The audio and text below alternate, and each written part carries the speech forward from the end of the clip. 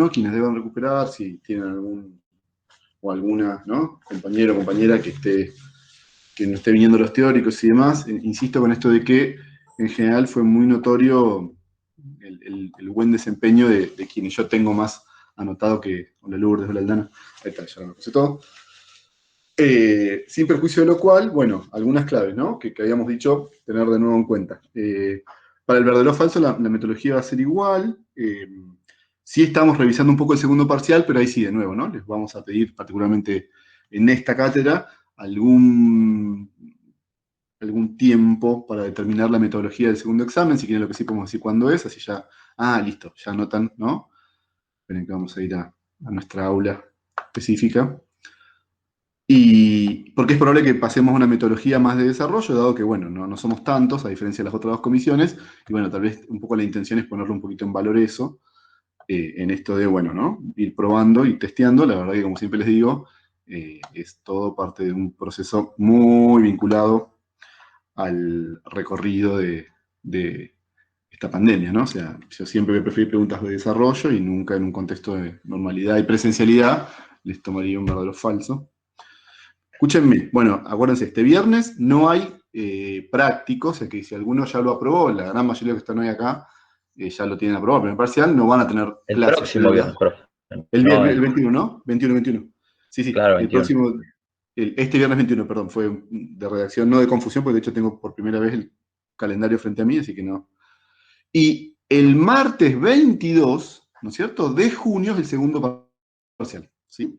Digo, ya sé que muchos lo tienen anotado, pero el resto no sea cosa que no puedan pegarse una notadita. No, esperen que se cerró. ¿Qué pasó? ¿Qué pasó ahí? Está. Con recuperatorio el 2 de julio, pero bueno, ahora focalicemos en el segundo parcial. Seguramente más tipo el 1 de junio, por ahí, que establezcamos los consensos entre las comisiones y demás, les comente la metodología del mismo. Es probable que vaya por el lado del desarrollo. Vamos a tener de verlo incluso quienes, ¿no?, aprueben el recuperatorio ahí con el número final. Bueno, nada, y este viernes, acuérdense, hay TP, estamos de nuevo con un pequeño, no estamos desfasados de módulos, sino que pasamos al revés, ¿no? Yo doy uno, después de mí avanza en el otro, con una salvedad. Ahora vamos a tener un texto, que es el que empezamos hoy, que es el de Barbero, que a diferencia de lo que hicieron otras comisiones, esta es una decisión que tomé yo lo puse entero. Está bien, asusta un poco porque son 70 páginas, pónganle, pero es el núcleo, toda la primera parte del segundo parcial es esto, o sea, no vamos a leer mucho más. De hecho, de la parte anterior no vamos a leer nada más. Entonces ustedes van a notar que yo la semana que viene también voy a hablar de esto. Nada, ténganlo. Hoy voy a trabajar 2 capítulos del texto y la semana que viene 2, del Barbero, ¿no? Barbero 2, ¿no es cierto? Que es el que está en el teórico. Para el viernes tienen 2 textos que son bastante cortitos. De Fontana, es la intro de una historia del siglo XX que tiene Fontana, y de Zamboni Giuliani, que habla de la posguerra, ¿sí? Nada, vayan ajustando los TP. Ya estamos empezando, falta, pero orientamos, ¿no?, la nave hacia el final del cuatrimestre, lo cual está bueno. Parece que no nos dimos del todo cuenta, pero ya pasó una mitad, ¿no? Y quienes tienen adentro el parcial, esa mitad ya la tienen sumada, asemejada, ¿no? Por lo demás, si tienen alguna duda además, me cuentan, y si no arrancamos, yo voy a hacer algunas referencias, porque es como que arrancamos ¿vieron? Toma 2, ¿no? O sea, segunda temporada. Previously on Historia Social General, ¿no? Llegamos hasta el fin del siglo XIX, qué sé yo. Es muy interesante el periodo entre guerras, el periodo que a mí me gusta dar, por eso en general van a ver que Joaquín no se va a sumar tanto estas 2 semanas. Él después nos va a ayudar con la parte de Keynes, que es la que... Sí, sobre el texto y demás, no necesariamente sobre algún criterio de evaluación y demás. ¿Se acuerdan que siempre está bueno preguntar a la profe? Pero sí. Pregúntame. ¿Un texto de los próximos o del que pasó? Hola, profe, de Onda, los que pasó. Sí, ¿veis? ¿Sabes que no entendí? Vamos a ¿Sabes hacer. que no entendí bien el tema de especulación financiera? que fue el texto 5, si no me equivoco, Sí, el de el Benz. práctico 5. Benz. Sí, ese. Bueno, igual, a ver, algo digo ahora, pero yo voy a hablar de eso hoy también, ¿no? Porque yo voy a cubrir ese periodo, ¿sí? Pero, a ver, digamos una única referencia, y yo después lo voy a recuperar, que es la siguiente. Podemos decir nosotros, ¿se acuerdan que hay fenómenos de la economía real, ¿no? Producción de bienes y servicios, pero después eso y esa valorización del capital, luego se va a lo que llamamos economía financiera o de casino y demás, ¿no? Que es, por ejemplo, según lo que les había dicho Joaquín, las sociedades anónimas no tienen un dueño, ¿se acuerdan? Sino que tienen propietarios, digamos, accionistas, que conforme tantas acciones tengan, son propietarios de una parte de la empresa. Ahora bien, esas acciones, en un mercado en particular, ¿no? Que es el mercado financiero, va variando su valor, el stock de acciones de una empresa. Voy a decir ejemplos muy pedestres, después lo vamos a ir como complejizando, ¿no? Pero pónganle que una petrolera que tiene una zona en exploración y se corre el rumor que en esa zona hay un super yacimiento, ¿no? Las acciones suben. Y vos, ese papel, finalmente es un papel que dice, ¿no? Noelia o Fernando tienen 20% de petrolera, ¿no? Del Comahue, sin hacer nada. O sea, vos tu papel lo tenés en la mitad tu living, ¿no? Lo encuadraste y lo pusiste en un... Pasa a valer 20, 30% más, 40% más, ¿no? 10 días después, el mismo ingeniero dice, ¿sabes qué? Me equivoqué. Esas manchas que se veían ahí no eran posibles yacimientos, ¿no es cierto? Era barcos extraterrestres enterrados. Y cae el valor de la acción, ¿ven? Y en realidad ni Noelia ni yo hicimos nada en la economía real, no producimos un bien ni un servicio, sino que, ¿no? Habíamos tenido una valorización financiera que luego devino en, ¿no? Una caída de la rentabilidad. ¿Qué pasó con la economía norteamericana? Que es de lo que yo voy a volver a hablar hoy. En los 20 generó digamos, sobre todo la primera parte de la década, apalancó la economía real, le fue muy bien, de esto que se acuerdan, Ford llegó a vender un auto casi un auto por familia en Norteamérica, ¿no? Pero cuando esa ganancia extraordinaria, después, en general, digamos, se vio que no era posible satisfacerla en la economía real, aumentaron tanto las acciones, ¿no? Que estaban reflejando un valor que en realidad no tenía de manera real. Y ahí siempre, ¿se acuerdan siempre lo que dice Joaquín, ¿no? Cuando alguna presenta, ¿no? Algún tipo de quiebra o de balance favorable, todo el resto empieza como a hacer esa catarata de caídas digamos, de Como un desprendimiento. dominó, ¿Cómo, perdón? como un dominó. Claro, y el efecto, ¿se acuerdan que yo les contaba? Pero aparte del dominó, piénsenlo el dominó, pero no la hilerita, sino miles y miles de fichas, ¿no? Lo que se llama efecto manada, o también se le dice efecto puerta 12, que fue una tragedia que hubo en el fútbol, que todas las personas intentando salir, en realidad no salió nadie, y hubo un montón de personas heridas y muertas incluso. Bueno, esto refiere al todo el mundo querer desprenderse de las acciones, el valor baja más incluso de lo que es el valor real, ¿no? Era artificial el valor, digamos, cuando estaba el pico del precio de la acción, y es artificial, ¿no? La caída. Yo después voy a ver si les puedo encontrar, no es un meme, pero es un chiste que es muy bueno.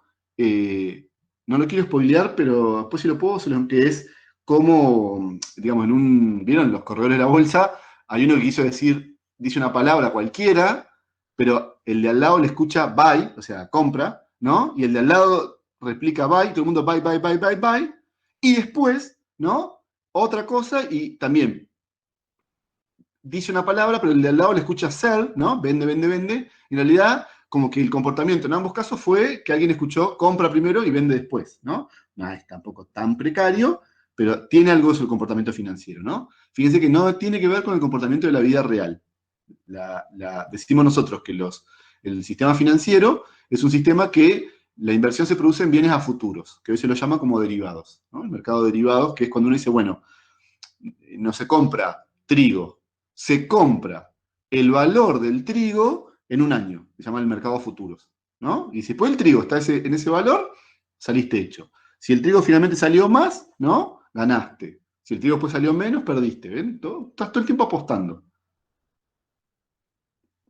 Devora el valor. Bueno, devora o no, ¿no es cierto? A veces hay grandes ganancias, más allá del chiste, Jonathan, está bien el chiste, pero digo, a veces, ¿cuál es la tentación de estas cuestiones? Que yo te digo, vos con el papelito enmarcado en la puerta de tu living, ganás un montón de plata. Ahora, si después no lo vendés, ¿no? Y empiezan a caer las acciones, la perdés.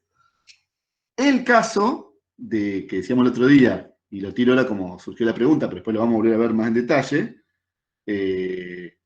es esto de, hay un mercado, miren hasta qué punto no tiene que ver con la economía real. ¿Se acuerdan que yo les hablaba del caso de Reddit que hubo con particularmente la empresa de venta de juegos de Play, o sea, venta de juegos físicos, GameStop, ¿no? Bueno, Sí. algunas carteras de inversiones hacen una cosa re loca, pero totalmente que tiene que ver con la valorización financiera, que compran acciones de empresas esperando que le vayan mal. Pero la compran de una forma, se llama el mercado de cortos, que es, yo te la compro, pero vos estás obligado a vendérmela dentro de un mes, 2 meses, ¿no? Entonces, vos, durante ese mes, es absolutamente, digamos, necesario que la empresa le vaya mal, porque cuando te la compre, ¿no? Vos digamos, el gap lo haces al revés, ¿no es cierto? Te vas a, digamos, vas a valorizar esa diferencia. Bueno, estaban apostando algunos grupos de inversores, sobre todo contra GameStop, ¿no? Y lo cierto es que esto en los foros de Redditors, que es así como comunidades, ¿no? De una de las redes sociales y demás, particularmente hay una app que era para comprar acciones, ahora como que comprar acciones en tu celu, como nosotros bajamos, ¿no? El WhatsApp en Play Store, que esa app se llamaba, ay, se me fue el nombre, pues la que en general se usa en Argentina se llama Toro, pero esta otra, o ya me voy a acordar. Y compraron acciones de GameStop. No Entonces, es Binance. ¿cuál? Binance, ¿no No, es? hay otro, no, no es otra. Ah, igual hay un montón, ¿eh? Pero usaron particularmente una. Ahora les voy a contar por qué están el dato. Ahora después lo buscamos. Bueno, entonces, ¿qué pasó? En realidad, los tipos estaban esperando, ¿no? Eh, que GameStop siguiera bajando, venía de años de una secular baja en el valor de sus acciones. Y ya les digo, ellos tenían, digamos, la lógica de, listo, digamos, cuando yo la compro, digamos, va a estar más barata que cuando el tipo me la tenga que comprar. Y lo cierto es que se aumentó con todo el mundo yendo a comprar acciones de pequeños inversionistas de GameStop, subió muchísimo el valor de la acción y le hicieron perder, digamos, un montón porque ahí lo que tenés que salir es rápidamente a comprarla, y es una cosa re paradójica, porque los grandes grupos de inversores tienen que salir a comprarla para que no siga aumentando el precio, para no seguir perdiendo plata, pero al salir todos a comprarla, también la acción sigue subiendo el precio, ¿no? Bueno, lo que hizo Wall Street, fíjense qué interesante, dijo, bueno, listo, los inversionistas pequeños no pueden comprar, no pueden invertir en el mercado en cortos. O sea que finalmente miren cómo la libertad de mercado, ¿no? La mano invisible se volvió una falacia, digamos, como que es libertad de mercado para grandes inversores, ¿no? Pero los pequeños, y fue para frenar esa sangría que estaba teniendo uno de los paquetes financieros más importantes. Todo eso, fíjense, y nadie produjo ni un lápiz, ¿no es cierto? Ni no sé, ni cultivó una fruta, ¿no? Ni se fue a hacer un servicio, no sé, todo mercado financiero, ¿ven? Gente que compra, digamos, algo, ¿no es cierto? Más barato para poder después venderlo más caro, que en realidad es medio complejo la operatoria, pero en realidad es como al revés, vos lo obligás al tipo, ¿no? A que te compre al precio más caro, digamos, ¿no? ¿Y por qué GameStop tiene que hacer eso? Porque, bueno, finalmente está valorizado en el sistema financiero. Argentina tenía prohibido ese mercado de cortos hasta que lo habilitaron los últimos 4 años, pero son operatorias medio complejas, digamos, ¿no? O sea, claro, te agarraron unos pibes que se pusieron a componer, y los pibes que compraron GameStop y, ¿cómo se llama? Blockbuster, ¿no? Hay una de cines que no me acuerdo ahora, pero es como una especie de Village en Estados Unidos que también está en crisis, y todas fueron subiendo su valor, pero también artificialmente, digamos, porque en realidad porque había, ¿no? Comunidades de Redditors comprándola, digamos. Después se tendió a la baja el precio. Mira, Profe, te hago otra consulta. sí. Viste que ahí en relación a las causas se habla sobre, por un lado, sobre subconsumo y por el otro sobre inversión.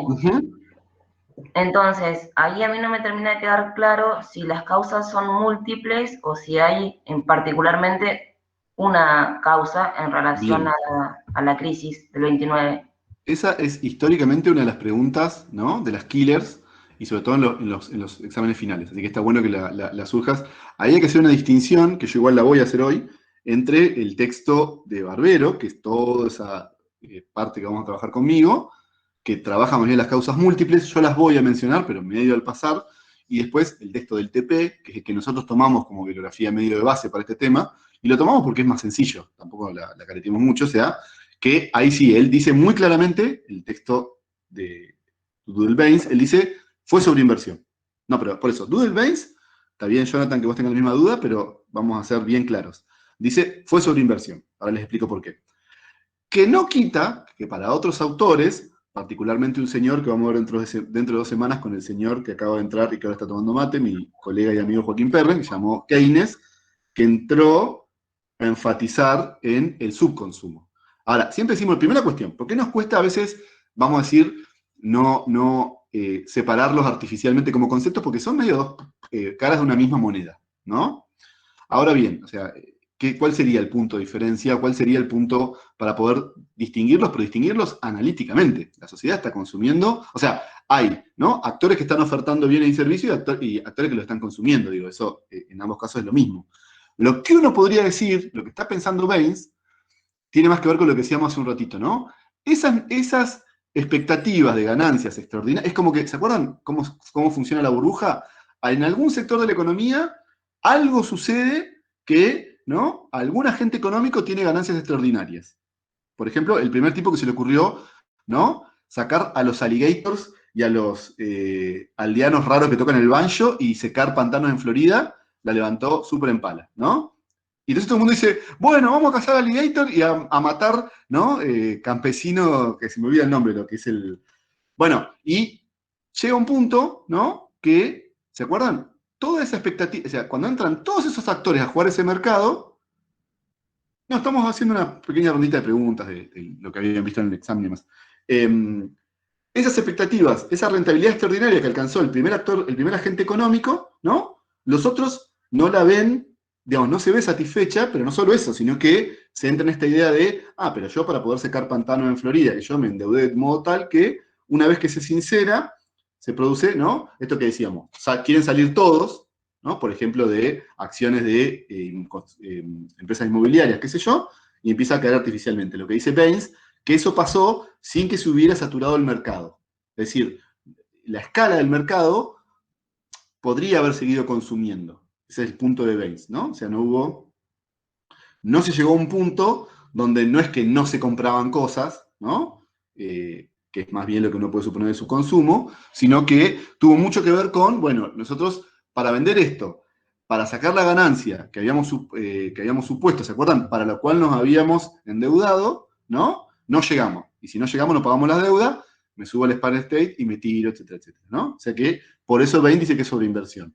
En general, Keynes, pero bueno, insisto, hay una clase entera para hablar de eso, van a ver que él dijo, no, pero si vos, en principio, si no hay una propensión, si vos no haces que la sociedad tenga ganas de consumir, ¿no? Y no utilizás las herramientas para que eso pase, bueno, listo, se complica y por eso es primero el subconsumo. Ahora, de nuevo, nos complica diferenciarlos porque son dos caras de una moneda. Estamos hablando de actores, ¿no? Que producen los bienes y actores que los consumen, ¿no? En esa lógica, uno puede decir dónde se dio la traba primero. Para Baines, en la sobreinversión, pero la sobreinversión, acuérdense, no en el sentido de que ya nadie le compraba cosas, sino que ya nadie le compraba cosas sobre esa renta extraordinaria que se esperaba ganar.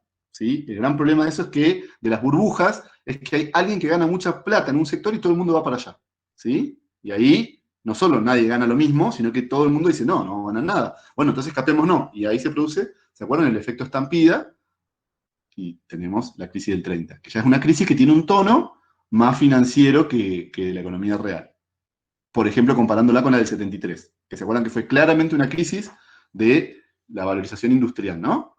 Acá ya vamos viendo que, bueno, empieza a jugar un poquito más el costado financiero. Cuando lleguemos al fin del siglo XX, uno podría decir prácticamente la valorización hoy se está jugando permanentemente en el sector financiero. Por más que, bueno, hay ahora una cierta... O sea que la podemos ver de ambas caras de la moneda, digamos. Claro, por eso no, y que aparte es un debate controvertido, ¿no es cierto? Perdón, Sí. perdón, y estamos hablando de dos miradas que asumen la idea de que hay un mercado, ¿no? Que con fluctuaciones va a continuar. Ahora, después tenemos, acuérdense, lo que nos dijo Joaquín la semana pasada, bueno, la otra semana, perdón, que es esto de el marxismo que va a decir, no, en realidad es la tendencia, ¿se acuerdan? A la baja de la rentabilidad inherente al capitalismo.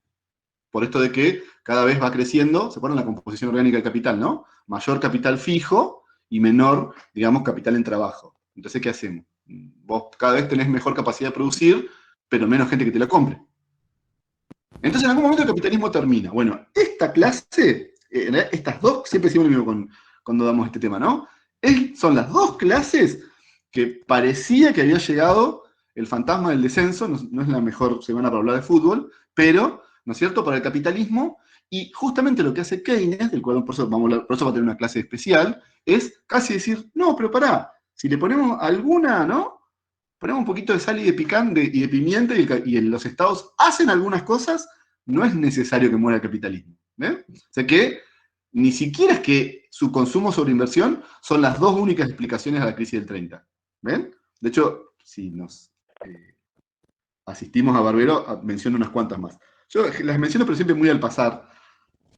Hay una que nos gusta mencionar con Joaquín, que es la del regulacionismo, pero por una cuestión específica que justamente es como la clave que encontró el marxismo, decir, no es que iba a terminar el capitalismo, iba a terminar un tipo de capitalismo y nacer otro. Bueno, tendríamos que ver cuál es. Con lo del mercado, ¿no? Porque al final el mercado no se reguló solo como tanto se decía, ¿no? Bueno, por ahí, ¿no? Por ahí. Pero eso no significa que esté por morir, ¿no es cierto? Eso Claro. no significa que esté por morir, ¿no? Es como la gran distinción que va a decir Keynes. Al punto tal, ya podemos incluso tenerlo medio presente, citando, digamos, un poco lo que decíamos el encuentro que hablábamos de Marx, que para muchos el pensamiento keynesiano terminó siendo una especie de colchón que encontró, vamos a decir, el liberalismo, corriéndose un poco a la izquierda, qué sé yo, pero en general para ganar la sobrevida. Y autores dentro del marxismo que son muy críticos del keynesianismo, lo cual es interesante porque también hay autores liberales que son súper críticos del keynesianismo, o sea, como que quedó una especie, ¿no?, de zona terra incógnita intermedia, como que para algunos fue la manera de que el socialismo se colara dentro de ese mercado, digamos, autorregulado y demás. Y para otros fue la forma de, no sé, como de darle algún tipo de medicación al capitalismo, ¿no? Como de Sobrevida. sobrevida. Pero nosotros no hemos visto tanto, lo vimos un poquito, pero no hemos terminado de ver qué termina de morir en el 30. Así que charlémoslo ahora. Hoy justamente la idea es llegar hasta los 30. Ni más ni menos que llegar hasta los 30. Justamente en esto no... Por eso cuando preguntaba, no decía, che, no, pero no se preocupen que eso también lo vamos a ver, porque lo cierto es que nosotros digamos, finalmente nos quedamos con donde habíamos previo a hacer ese stop que hicimos en... espera que vamos a grabar y a presentar. Y es la parte que yo me meto un silencio incómodo, pero porque saben que no me da para hacer las dos cosas mi, ¿no?, capacidad de coordinación.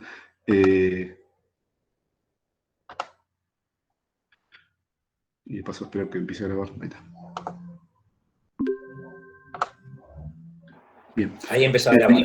Perfecto. Entonces, habíamos dicho nosotros que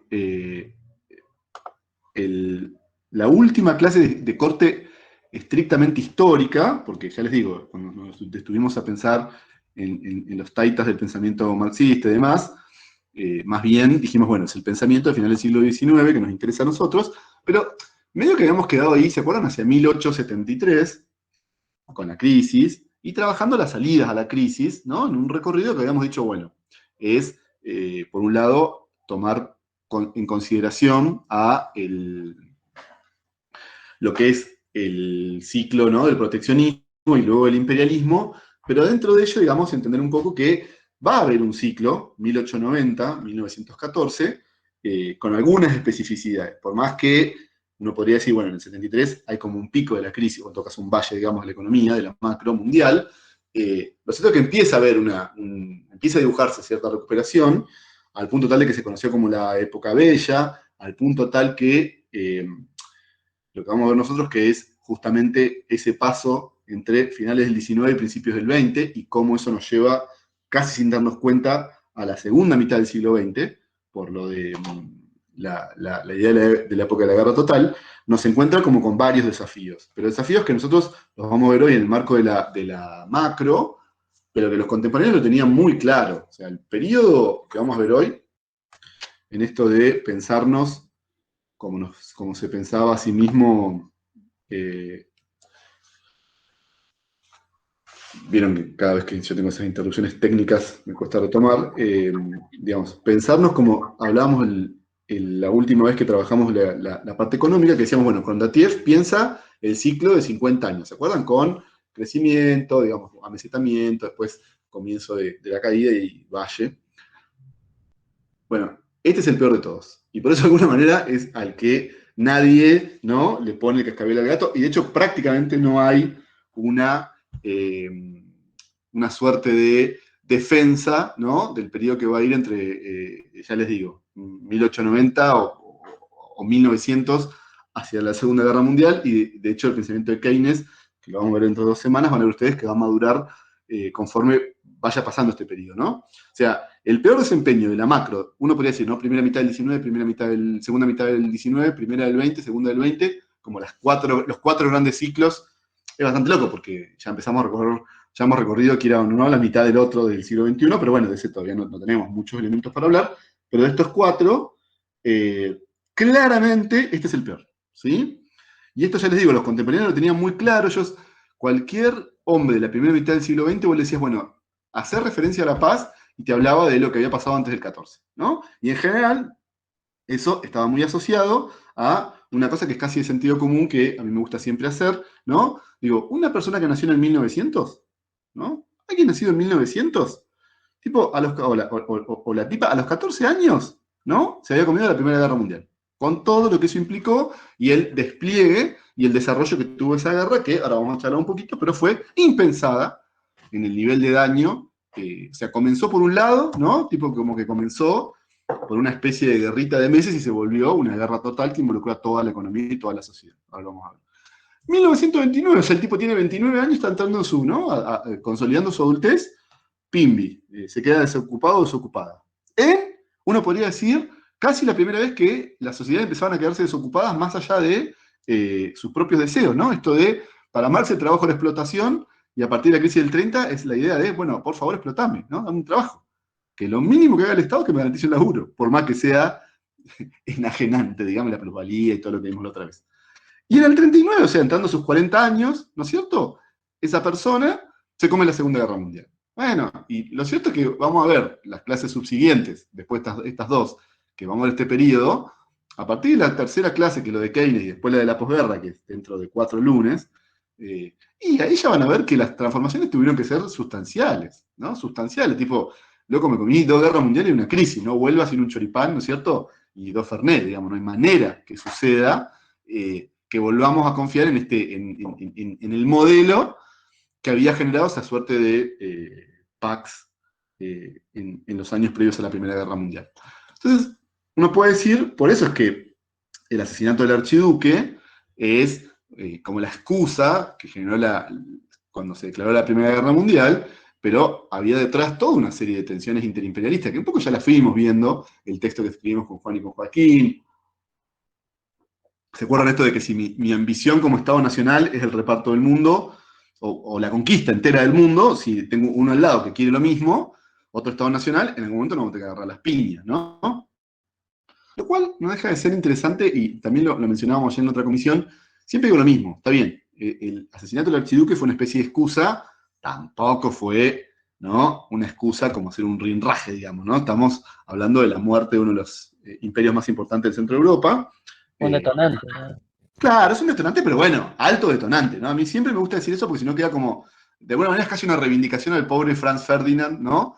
Tipo, bueno, fue la excusa, está bien, pero hay que matar al hijo de un heredero. Y de alguna manera, fíjense que se enfrenta a los dos nacionalismos, ¿no? Aquel que hablamos tanto la última clase, ¿se acuerdan? El nacionalismo agresivo, expansionista de los europeos, digamos, de las potencias imperiales, y también, ¿no? Un nacionalismo resistente, resiliente, ¿no es cierto? Que es el de un grupo de serbios que querían independizarse, Mano Negra, ¿no? Gavrilo Príncipe, quien hizo ese acto.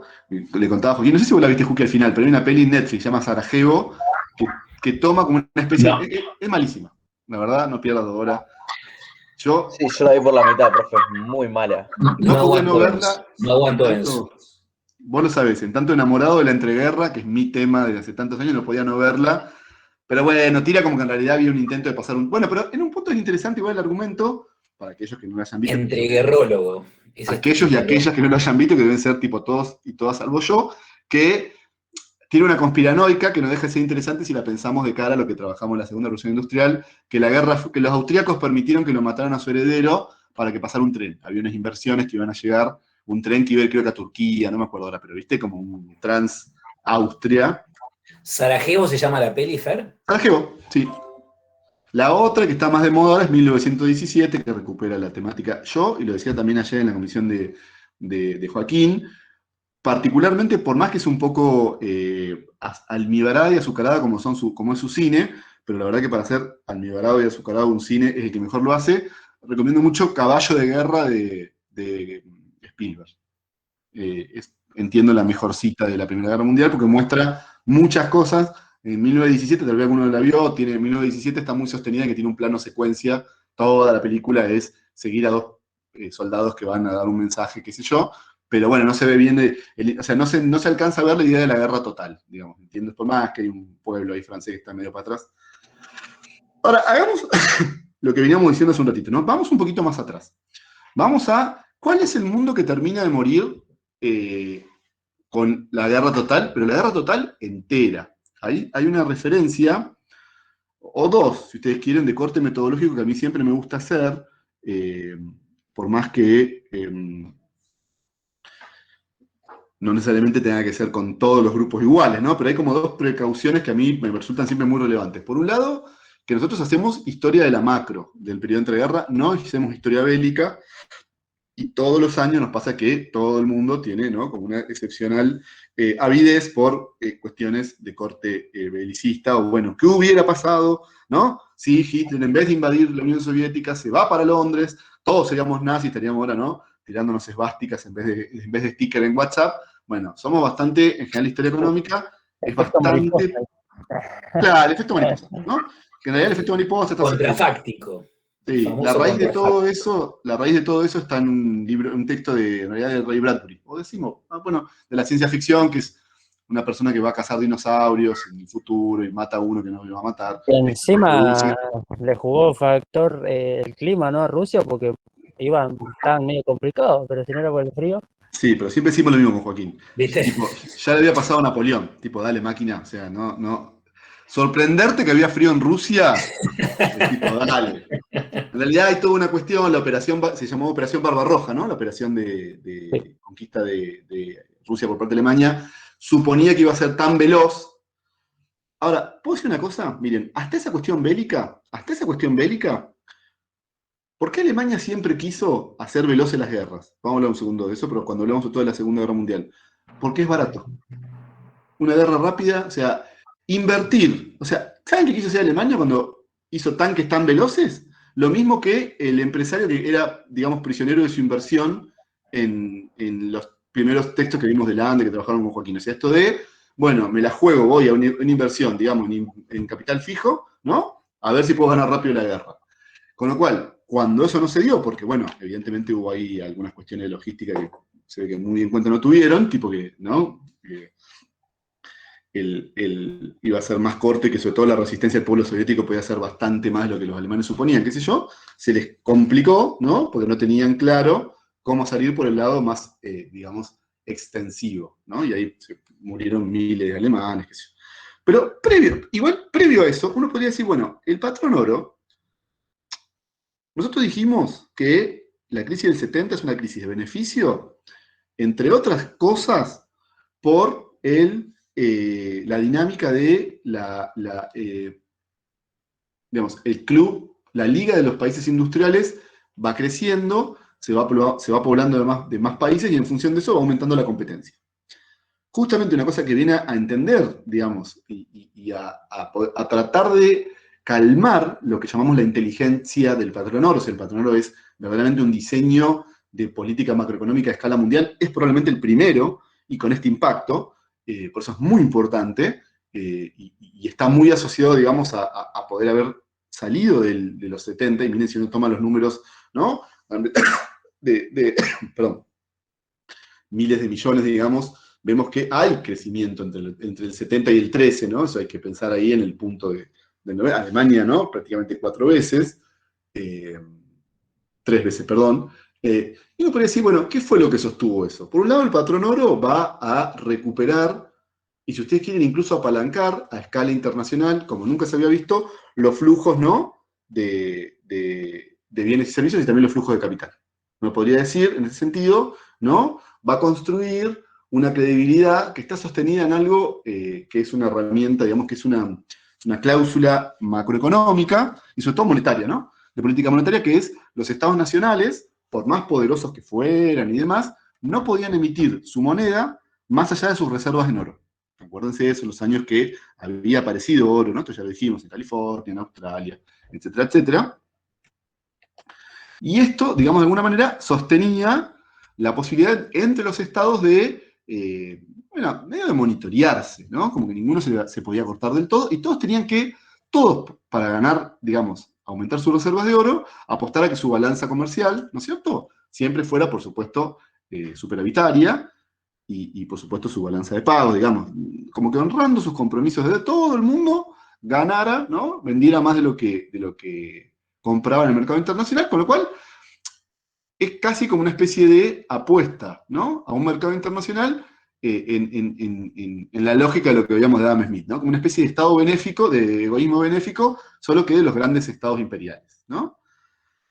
Y esto va construyendo también un segundo punto, que es esto de la cooperación internacional, pero siempre digo lo mismo, no una cooperación, lo mío no es un video institucional defendiendo el patrón oro, ni mucho menos, sino entendiéndola en un contexto muy particular y muy especial, como es el de los estados imperiales, ¿no? Que tienen las manos atadas, porque si se las desatan se van a moler a palos, como de hecho terminó pasando en la guerra del 14. Entonces, hay algo de cooperan estos players, ¿no? Yo siempre digo, es un pacto de caballeros, y lo digo no lo digo de manera ingenua, incluso la definición hasta patriarcal, ¿no? La idea del pacto de los dandies, porque bueno, medio que van jugando, ¿no? A construir un sistema de alianzas tratando de garantizar, acuérdense, esas balanzas, ¿no?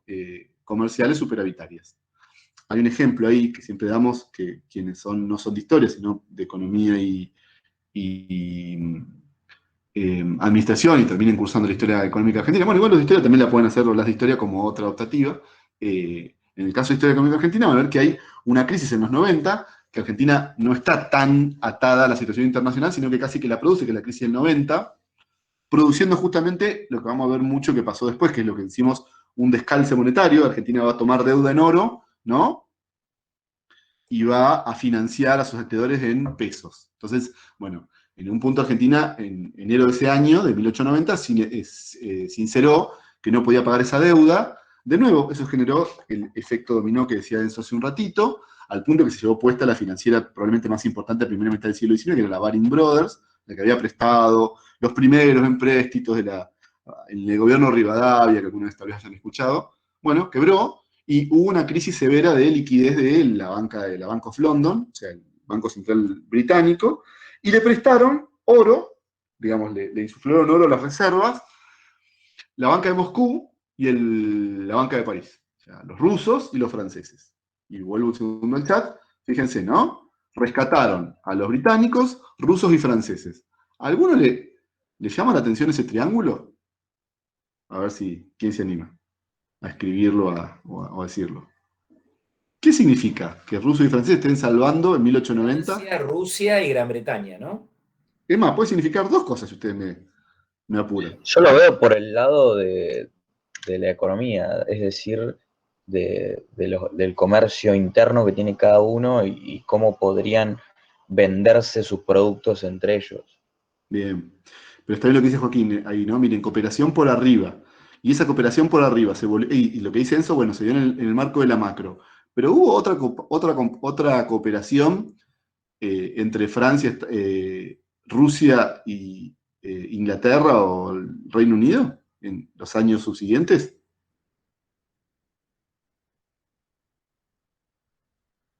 Eh, La guerra. ¿Puede no ser era en la como guerra? La guerra ya se está jugando. Fíjense que la guerra, uno toma la política monetaria, ¿no?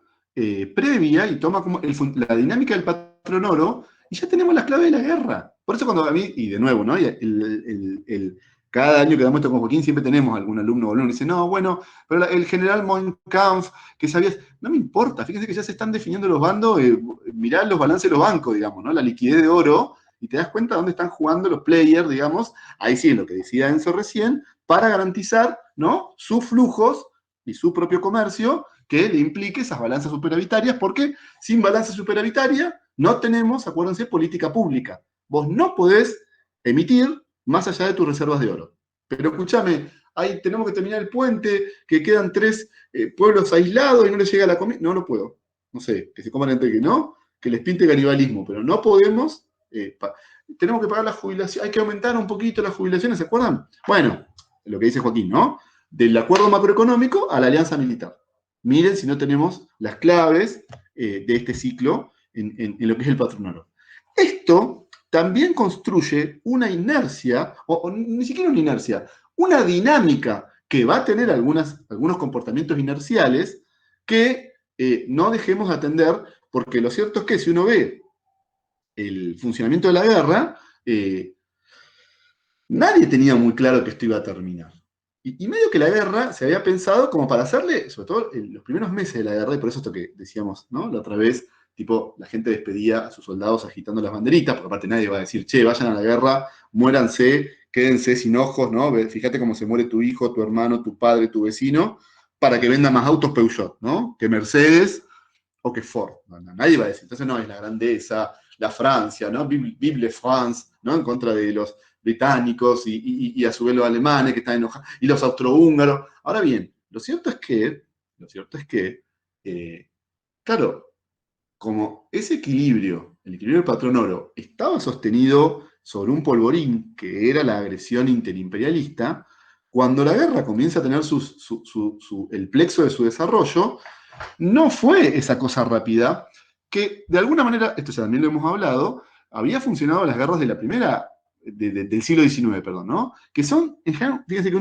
esto es muy del secundario y demás, ¿se acuerdan, no? La batalla de Caseros, la batalla de Gettysburg, que eran como zonas aledañas, el hinterland de la ciudad, donde iban ambos bandos, ¿no? Peleaban 2 o 3 días, y al final el general, acá alguno de los bandos decía, listo, me ganaste, la verdad. ¿Sabes qué? Me ganaste, ¿no? Mala mía, puse mal los caballos, vos pusiste bien los cañones, tipo el TEG, ¿no? Listo.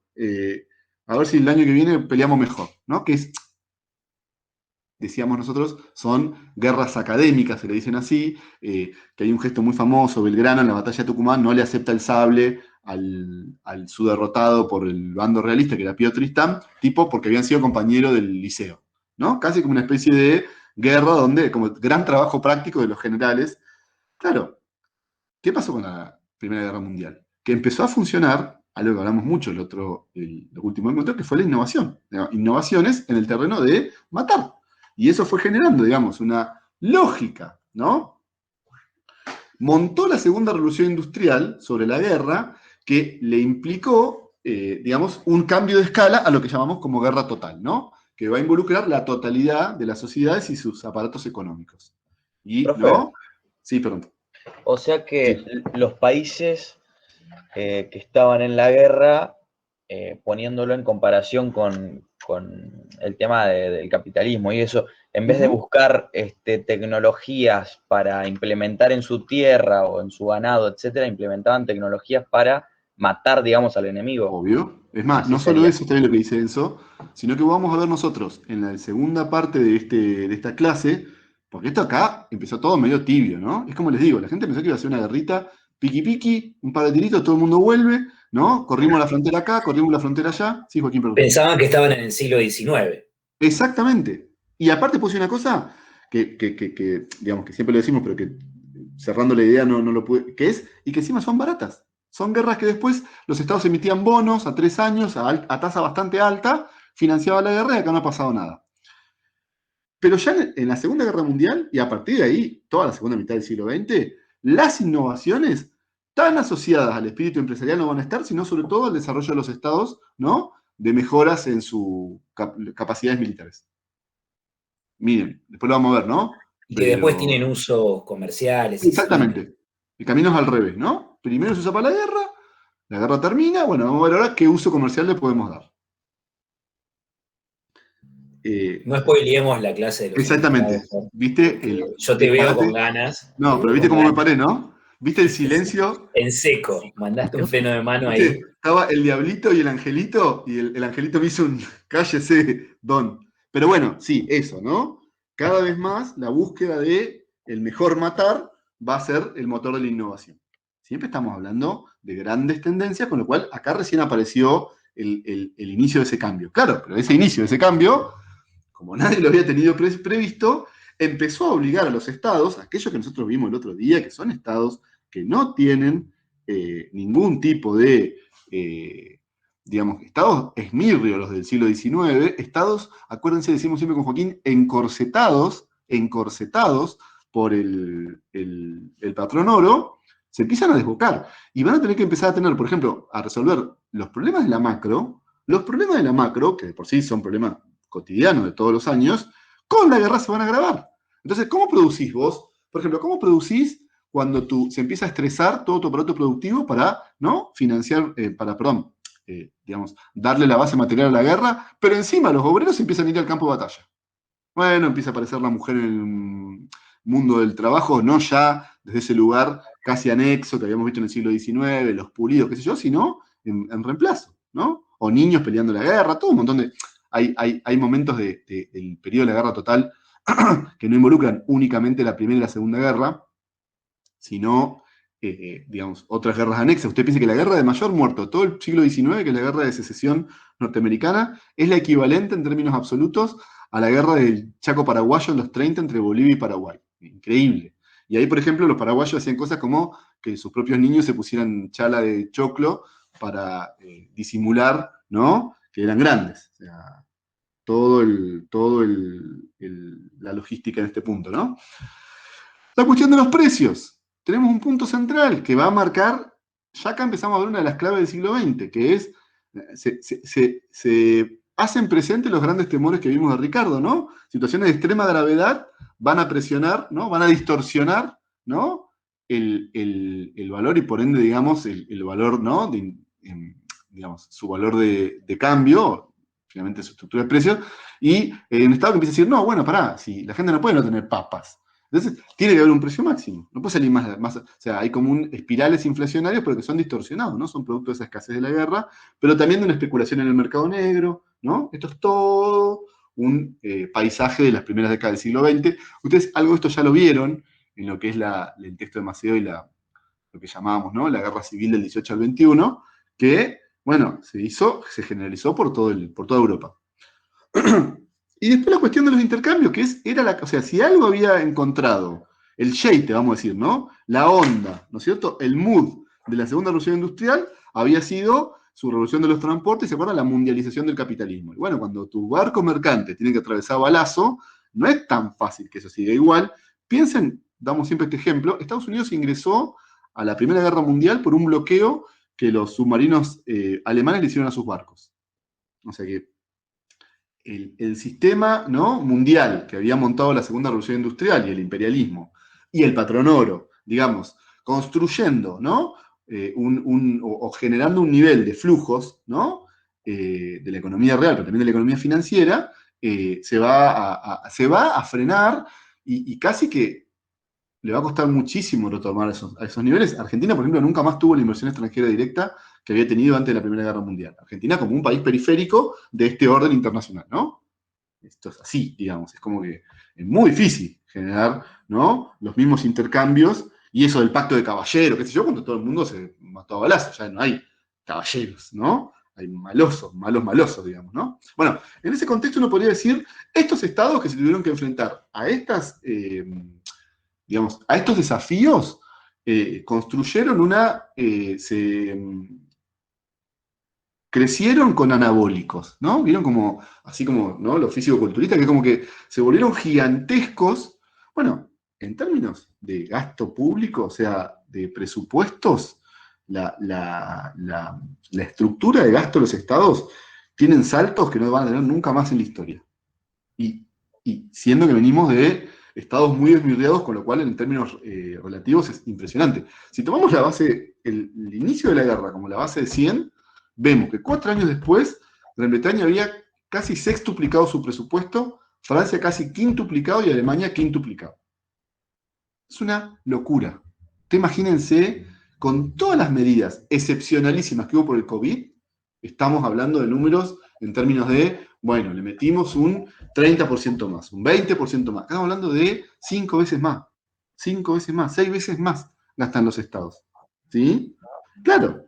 Sí, perdón. Bueno, ahí ya empezaron los spoilers que Joaquín con muy buen tino va construyendo una empalizada. La está desviando. Está desviando, la sacó el corner. Un dique a los spoilers. que encima muchos de ellos Romero en empiezan el por... Mundial. Es una gendarmería de los spoilers. Bueno, el otro día tematizamos en el programa de radio que tenemos con esto, que yo vivo haciendo spoiler y él siempre es el único que pobre defiende, ¿no? El anti-spoiler. La estructura narrativa de la clase, ¿no? Sí. Algo de misterio, algo de interrogante. Tal cual. Bueno, ¿cuál sería un interrogante? Es, bueno, ¿cuán sostenible es esa estructura de gastos cuando termine la guerra? Ese es el gran punto, ¿no? O sea, está bien. La primera guerra, digamos, y el inicio de la guerra total en general, construyó una dinámica de estados hiperbólicos, de estados, como ya les digo, estimulados, digamos, a niveles que no vamos a ver nunca más. Por eso uno puede decir, el siglo XX empieza a mostrar algunas de sus grandes claves, entre ellas la relevancia del Estado, a diferencia del siglo XIX, que más o menos, siempre dijimos, es el mercado, ¿no? La mano invisible del mercado, o la mano visible de la empresa, es como una especie de pequeño mercado monopólico, oligopólico. Siempre el mercado. Acá empieza a aparecer más bien el Estado, por lo menos como estructura, ¿no? Económica, crecida en niveles impensados. Y esto, digamos, por supuesto, tiene que ver con cómo la guerra termina siendo una clave macroeconómica. Y acá también, esto no es un spoiler, sino que es una consideración más de corte teórica. Vos ves esto, miren qué interesante, esto lo hemos discutido un montón de veces con Joaquín y nos parece cada vez más claro. Miren lo que es el costo financiero, la inversión de la Entente, ¿no? En torno a los 120.000 millones de dólares y los imperios centrales. Contale a chicos y chicas quiénes integran la Entente. ¿Te acordás que ayer viste? Lo que decíamos recién. Francia, ¿no? El triángulo, ¿no? ¿Cómo, perdón? No te escuché, ¿eh?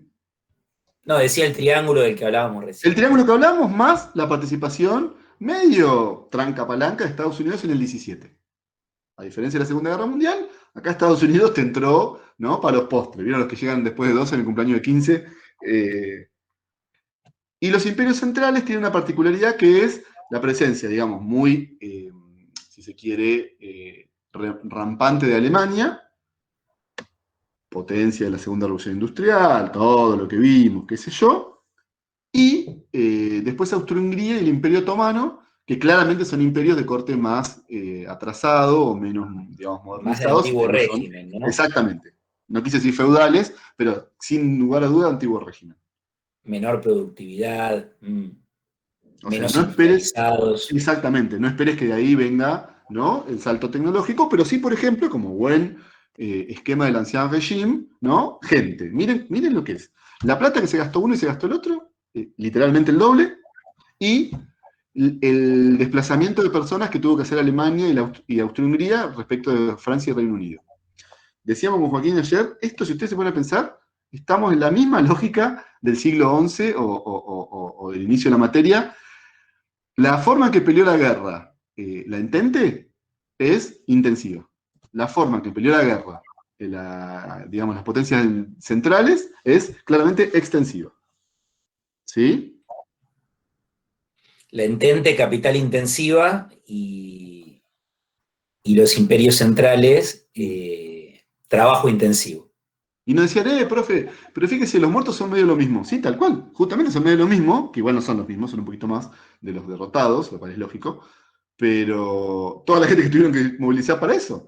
Decíamos, Joaquín, 12 millones de alemanes, ¿no? Y casi 10 millones de austrohúngaros de 1914. Estamos hablando, acá está moviéndose la totalidad de la Es población mucha económicamente gente. activa.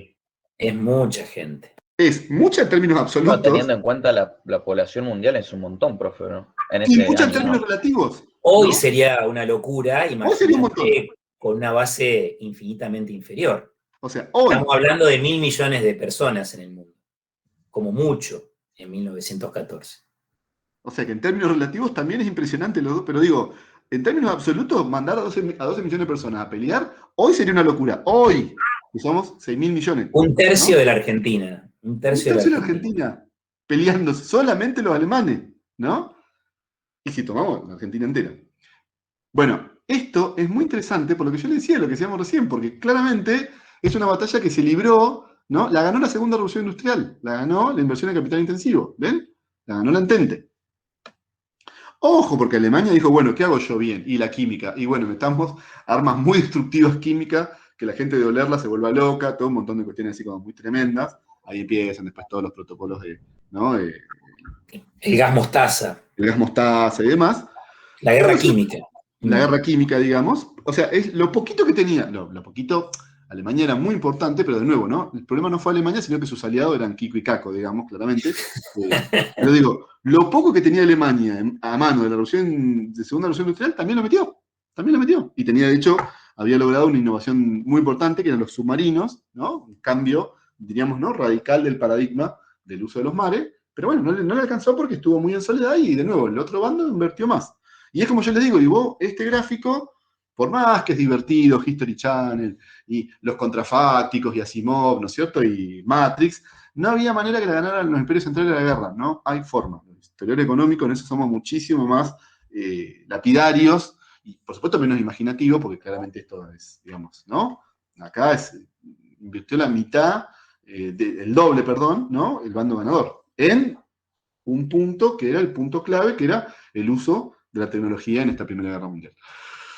Bien, uno podría decir, cuando termina esta Primera Guerra Mundial, esto se va a refrendar en los acuerdos, pero con una cuestión interesante que yo quiero que ustedes anoten, que es una suerte de reflejo, digamos, en un punto hoy muy cuestionable, pero yo sigo diciendo que era como bastante claro que así fuera, que era volver al patrón oro, volver a la estructura, y decir, bueno, listo, y ahí empieza a madurar toda una idea, que es la idea de la fruta podrida, ¿no? Esto de que, bueno, la manzana podrida, ¿no? Sacada del cajón deja de expandir la podredumbre, que es Alemania, y por eso, por ejemplo, el Pacto de Versalles va directo al hueso y dice, bueno, vamos a sacarle, ¿no? Cobrarle la reparación de la guerra a Alemania. Que a su vez firma una rendición incondicional, un armisticio, ¿sí? Y en ese marco y en ese contexto, realmente pecaba de cierta ingenuidad, pero bueno, tenía cierta lógica en esto de que la tenían cerquita todavía, la Belle Époque, y era el momento donde mejor les había ido. Lo que pasa es que nunca se terminaron de dar cuenta que había causas de corte más estructural, que son las que van a funcionar en esta posguerra de tan mala performance económica, ¿no? Que realmente esa mala performance va a estar, y de hecho, bueno, los tipos firmaron Versalles diciendo, tenemos que lograr una paz duradera, y ¿no? menos de 30 años se lo recontra, digamos, traicionaron ese principio. Bueno, tenemos que frenar el comunismo. En menos de 3 años, Rusia era la Unión Soviética y había pasado de más o menos 10 millones a 22 millones de kilómetros cuadrados, ¿no? Y la mera idea de la rendición alemana, si bien efectivamente le hicieron pagar la guerra y Alemania le recontramojaron la oreja, eso también había dejado, ¿no? El germen del conflicto de ahora en adelante. Por eso... Profe, ¿quién le hizo pagar la guerra? Eso no entendí. Bueno, a ver, vamos a decir, el resto de las potencias de la Entente, pero ahí hubo una distinción que nosotros siempre decimos, porque yo sé que ustedes en algunas otras materias lo ven, considerando como, no sé, como posiciones progresistas y conservadoras, que para entender el funcionamiento de la macro no es, entiendo yo, el mejor clivaje, sino uno podría decir, una posición fuertemente en pos de la vuelta al patrón oro, ¿no? Y a la consideración, si ustedes quieren, como antigermánica, que es básicamente Francia, pero también bastante respaldada por Gran Bretaña, y algunos sectores, curiosamente, donde se encontraba este Keynes, del cual vamos a hablar tanto dentro de 2 semanas, era un funcionario que estuvo en Versalles, que decía, no, tenemos que ir hacia una ruptura del modelo del patrón oro porque es el modelo que llevó al imperialismo, ¿no? Y Keynes se sale diciendo, bueno, hemos firmado el inicio de la próxima guerra mundial, ¿sí? O sea que uno podría decir, bueno, sobre todo Francia, y en menor medida, digamos, Gran Bretaña, pero de sectores, podemos decir, afines a la vuelta del patrón oro. Profe Joaquín, tenés el micrófono prendido. Ah, sí. Y de nuevo, ¿no? ¿Cuál fue más progresista, cuál fue más conservador? Yo tengo bastante... No lo podría afirmar, digamos, en términos de un clivaje, sino que hay uno que fue más belicista y sobre todo más esto, ¿no? Alemania fue la alumna descarriada que una vez que le pudimos meter un freno, todo el mundo vuelve a ese patrón oro y esa época dorada donde comerciábamos y funcionábamos como una especie de club de caballeros. Insisto con esto que no fue así. Pero no solo no fue así, sino que apenas termina la guerra, bueno, está bien, vamos a volver al pasado dorado. Bueno, para volver al pasado dorado, fíjate que bombardeaste la mitad del territorio de estas potencias, ¿cómo hacemos para recuperarlo? Bueno, de nuevo, ¿no? Vamos a emitir deuda, como históricamente hacíamos, que acá hay una distinción que quiero hacer, que a veces genera alguna confusión. Una cosa es el Estado, digamos, diciendo, yo emito un bono en los mercados de capitales para que los privados a mí me lo cobren, ¿no? Y yo como administración pública, ese bono dentro de 20, 30, 40 años lo voy pagando un tal interés anual.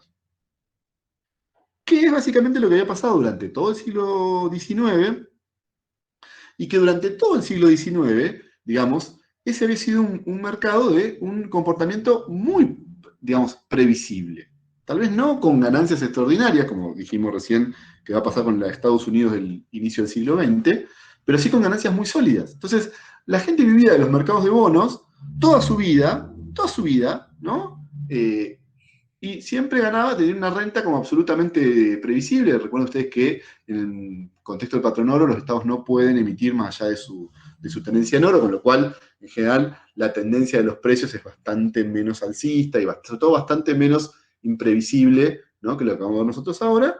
Pero claro, ¿qué bonista le va a querer? ¿Qué acreedor, qué agente económico del capital privado le iba a comprar deuda a estados que no podían todavía garantizar, ¿no? Darle papa a la totalidad de su población? O piensen ustedes, otra forma que entonces, está bien, la emisión de deuda por parte del Estado, pero también el aumento de los impuestos, ¿no? Ir por el lado de endurecer la fiscalidad. ¿Cómo le subí impuestos? Le dijiste, bueno, señora, su hijo va a ir a pelear por la grandeza de la patria. Señora, mire, 2 años después su hijo se murió. 2 años después, señora, le voy a cobrar un impuesto al patriotismo. No hay forma. No hay un plafón social, insisto, para una sociedad muy gravosa, que veía de manera muy gravosa la forma en que había, ¿no?, vivenciado esos 4 años de muerte infinitamente superior a lo que podían suponer, ¿no? Bueno, empecemos a vender oro para financiar la deuda. Hay algo ahí de, ¿no? La joya de la abuela. Lo cual también es un problema, porque si vos te vas quedando sin oro, y ya no ves con tanta simpatía el corset del patrón oro. Acá hay un problema complicado. Cuando los estados empezaron a desprenderse de sus tenencias de oro, e insisto, las reservas de oro la empiezan a alargar simplemente porque tienen un peso. Y acuérdense en esto, siempre tradúzcanlo a la diaria. Tipo, es ese estado el que tiene que reconstruir un camino del cual depende una provincia, ¿no? Como que si no lo reconstruye, en esa provincia va a haber situaciones de hambruna y carestía, y tal vez hasta de crisis social. Entonces, ¿qué hacemos? ¿No? Y ahí tenemos, por eso yo hacía la distinción con, una cosa es cuando el Estado emite deuda a los capitales privados, y otra cosa es cuando los Estados le piden plata a alguien, que en general eso lo llamamos prestamistas de última instancia, ¿no? Que son aquellos que te prestan, no tanto por una cuestión, si ustedes quieren, de una búsqueda de rentabilidad, como son los bonos privados, el mercado de capitales privado, sino más bien te prestan por algún tipo de condicionamiento o de lealtad previa. Póngale, Gran Bretaña le pidió plata a Estados Unidos, ¿no? Hay toda una lógica, Joaquín, siempre no sé si ustedes se acuerdan, pero siempre nos gusta citar una propaganda muy buena, que es muy tradicional, ¿no? Pero que era un señor mayor que llegaba y le decía a la mujer, ¿Sabés a quién vi comiendo sushi en el restaurante el otro día? A tu yerno, el que nos pidió las 20 lucas. Sushi estaba comiendo, sushi. Que es una belleza esa propaganda, digamos, por supuesto. Ah, sí, me ¿Te acuerdo que acuerdas? se va Buenísima, se ¿no? va de O sea, vacaciones también. No, creo que era Banco Río ese, ¿no? ¿Era Banco Río, sí, parece? Por después está la del la pareja de camisa, Lluvia, pero. muy buena. Muy Esa buena es porque una de última instancia. Cuando ese le es un pedís prestamista a de tu última instancia. suegro, estás en Claro, el otro.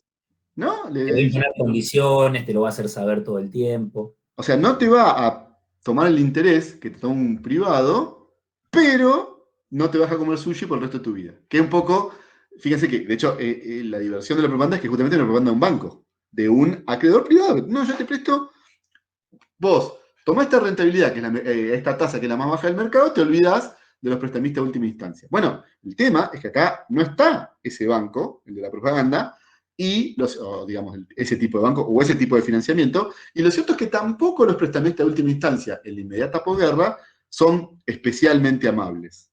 Particularmente Estados Unidos, que es el único que salió, ¿se acuerdan? Indemne de su aparato económico, digamos, de su estructura, digamos, ¿no es cierto? Su política monetaria y demás, pero que no es la más estatalista del mundo, esto también lo hemos dicho, ustedes lo vieron en el texto de Baines.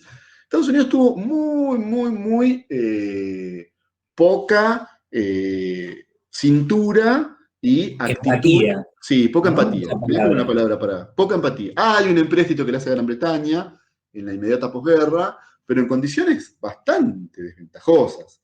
Y todo financiamiento, a ver, todo financiamiento en moneda dura, acuérdense ustedes, ¿no? No en las monedas propias, sino en la moneda, ¿no? En este caso el oro, ¿sí? O dentro del club del oro, Estados Unidos es el que más iba para el lado del dólar, ¿no? De su propia moneda, pero justamente para ponerla como patrón de intercambio, que es lo que va a pasar después, es una papa caliente, o sea, un punto ahí complejo, y sobre todo estos estados que necesitaban financiar su gasto corriente. Cuando vos financiás gasto corriente con deuda en moneda dura, tenés siempre un problema, digamos, te obligas, ¿no? A conseguir moneda dura, recuerden ustedes, ¿no? O tomando más deuda, como decía Pellegrini, la deuda se paga con deuda, o mejorando, ¿no? Tu balanza tu balanza comercial, pero también tu balanza de pagos, en términos de cosas que no se le puede pedir a un Estado que se acaba de matar a piña. Los Estados están cansados, desfinanciados, ¿no? Las sociedades están cansadas, están derruidas, está gran parte del aparato productivo destrozado, pero encima te vuelven todos los soldados, ¿no? Como veteranos, a los que hay que financiarle las pensiones, o a las viudas, ¿no es cierto? O a los que llegaban, una cosa que se llama como cara cortada, que es gelé caché, que es una palabra que se usaba para los que habían llegado, ¿vieron? La típica con la venda y parte del, digamos, como Desfigurados. todos desfigurados. Todo eso, amén de que es dramático, Hemingway escribió las novelas más tristes de la década del 20, es caro. O sea, el Estado que no tiene un peso, encima se ve con problemas de financiamiento, o sea, tiene problemas de financiamiento, pero también del comportamiento del gasto que no había tenido nunca. Es una tormenta perfecta, sin perjuicio de lo cual, anoten, en la primera no vamos a notar el comportamiento de la posguerra hasta los 30, y uno podría decir, sin perjuicio de lo cual, hay una primerísima etapa de cierto alivio, que es de los 20, o sea, el 19 hasta el 20. Nos gusta decir siempre como quiere una imagen que de hecho copyright es el profesor Perren, pero es como el gato, ¿no? El último respingo que da antes de morir, ¿cierto? Como ¿no? Como ese último no, viene de estar absolutamente, ¿no? Comatoso y pega un último salto y se muere. Bueno, es algo de lo que le pasó a la economía del patrón oro. Digo, si vos estás a los balazos y los balazos se acaban, está un poco mejor, ¿no? ¿Se entiende esto? Digamos como que, y cierta posibilidad de recuperar el funcionamiento del mercado interno, ¿no? Del Y mercado más bajo no interno. podés caer, Fer. Más bajo no podés Más caer, bajo no puede ser. entonces ¿Vieron estás eso de que obligado a crecer. eso? ¿Se acuerdan de eso de más bajo no puedes estar? A partir de acá empieza la remontada. Bueno, eso es 19-18. Lo que pasa es que después uno puede decir, bueno, cómo hay manera de lograr y conseguir subir esa cuesta. Está bien, ya está, no podemos subir, no podemos ir más abajo, pero la cuesta termina siendo muchísimo más alta ni hablar de lo que suponían, y eso fue por el lado de, bueno, ¿cómo financiamos? Acuérdense, está bien, está el boom, llegaron los soldados, digamos, finalmente volvieron, ¿no? La veteranía, qué sé yo, que aparte, bueno, hay muchísima literatura sobre el siglo XX de lo mal que han tratado a los veteranos de los estados nacionales, incluso el caso, por supuesto, en Argentina y Malvinas, ¿no? Esto de que siempre es mucho más fácil despedir y el orgullo y la bandera que cuando vuelven, lo cual es una cosa, digamos, que empezó mucho en esta Primera Guerra Mundial, dramática, pero también, sobre todo, eso genera, ¿no?, cuestiones de financiamiento muy complejas, y en ese marco, digamos, ¿cuál sería, y acá sí vamos a ver, porque uno de los grandes puntos de la clase de hoy, cómo pueden los estados financiar, ¿no?, esos desafíos de gasto que no tenemos o no habían tenido hasta el fin de la Primera Guerra? Estados que no pueden tomar deuda, acuérdense, ¿no? No pueden subir impuestos. ¿Cómo pueden financiarse los estados? Y acuérdense, estamos hablando de pagar la pensión en un poblado. El alcalde de un poblado, el ayuntamiento de un poblado tiene que, emitiendo, dice Tomás. ¿Estamos de acuerdo? Emitiendo. ¿Qué sería emitiendo en todo caso? Me gusta porque venimos, ¿viste? Vienen 100%, la mandan al ángulo. Están afiladísimos hoy. No me dejan a mí hacer la misteriosa. ¿Qué es emitir? Pero sí, emitiendo, igual es correcto lo que dice Tomás, anótenlo. Comienza a hacer la emisión, la tercera clave. ¿Emitir es producir o no? ¿O no habla de eso? Sí. Es eso, ¿no? Yo ahí, Fer, estoy haciendo un punteo para que los chicos... Bueno, pero entonces, ¿esto qué sería? Eso quería ver, el punto 4 sería este que siempre decimos, Sí, el ¿no? 4. El 4. El descalce monetario. Descalce monetario y la aparición de la emisión como la forma de financiamiento, que es, sí, básicamente, ¿no?, largar circulante, ¿no?, por fuera de las reservas de oro. Es una emisión que no toma en cuenta el patrón oro. O sea, empieza a ir por el lado de la política monetaria el abandono real del patrón oro. Terminada la Primera Guerra Mundial, y lo muestra claramente el Pacto de Versalles, como decíamos hace un rato, hubo muchísimos intentos de volver al patrón. Hay como una especie de... El vínculo entre el patrón oro y los estados nacionales, hasta los 30, es como una pareja que se da, vieron un montón de oportunidades para volver, se toman un montón de cafés, qué nos pasó, reflexión, pero nunca terminan de volver, y de hecho uno va viendo la práctica en la diaria de los estados, o sea, cuando los estados empiezan a darle a la maquinita, como decimos nosotros, ¿no? Dar la maquinita es la sinécdoque de la emisión. Cuando los estados empiezan a emitir, ya se están yendo al patrón oro. Por más que toda la intelectualidad, que sus cuadros, digamos, económicos digan, no, el patrón oro es muy importante, estás emitiendo, ¿no? Y esa emisión, ¿se acuerdan? La oferta de dinero, ¿no?, vuelve más barata esas monedas, ¿no? Comienza a producir una devaluación de las monedas europeas, cierta, digamos, empiezan a aparecer como picos inflacionarios medio, digamos, como muy complejos y medio distorsionados, porque ya tienen mucho que ver con esta práctica de la emisión descontrolada, y, en definitiva, un desplome de las monedas europeas que nos lleva hacia la primera gran crisis de la posguerra. Ahí uno podría decir, vamos a pasar a los Estados Unidos, ustedes ya lo vieron, un poco lo charlamos recién, ¿no? Y particularmente la Unión Soviética, así que después, el próximo martes hacemos un... Pero quiero que nos detengamos acá, que es la parte estrictamente teórica, ¿no? Miren todo lo que yo pasé recién, que igual estas diapositivas van a estar en Petco y demás, pero son de los prácticos, ¿no? No las saco para que les quede un poco la secuencia. Pero acá está la clave. La crisis del 21, que es una crisis, a ver, no la careteemos. Yo no la conocía, ustedes no la conocían, Joaquín y yo la conocimos solamente para empezar a estudiar estos temas, y todos conocíamos, incluso ustedes, la de los 30, hemos visto pelis, o sea, no como que es una crisis que llegó al gran cine, y en general a la cultura popular, pero la crisis del 30 es el último estertor. ¿Vieron eso que siempre se dice que hay como un terremoto que hace como no? Aparece el terremoto y después viene la réplica que termina siendo la peor, pero que es la réplica de ese primer temblor. Eso es el 21. El 21 está mostrando los problemas que terminan de eclosionar la crisis del 30. Por supuesto que hubo fenómenos que un poco la van a como a invisibilizar o a difuminar en términos de, ¿no?, el crecimiento de los Estados Unidos en los 20, los años locos, lo que ustedes vieron con Baines. Pero si vamos a lo que están pasando en el 21, podemos decir que, primero, que esto de, bueno, volvimos, o sea, se acabó la guerra, volvamos todos al patrón oro, aguante patrón oro, ¿no? Acá no ha pasado nada, es imposible, no existe.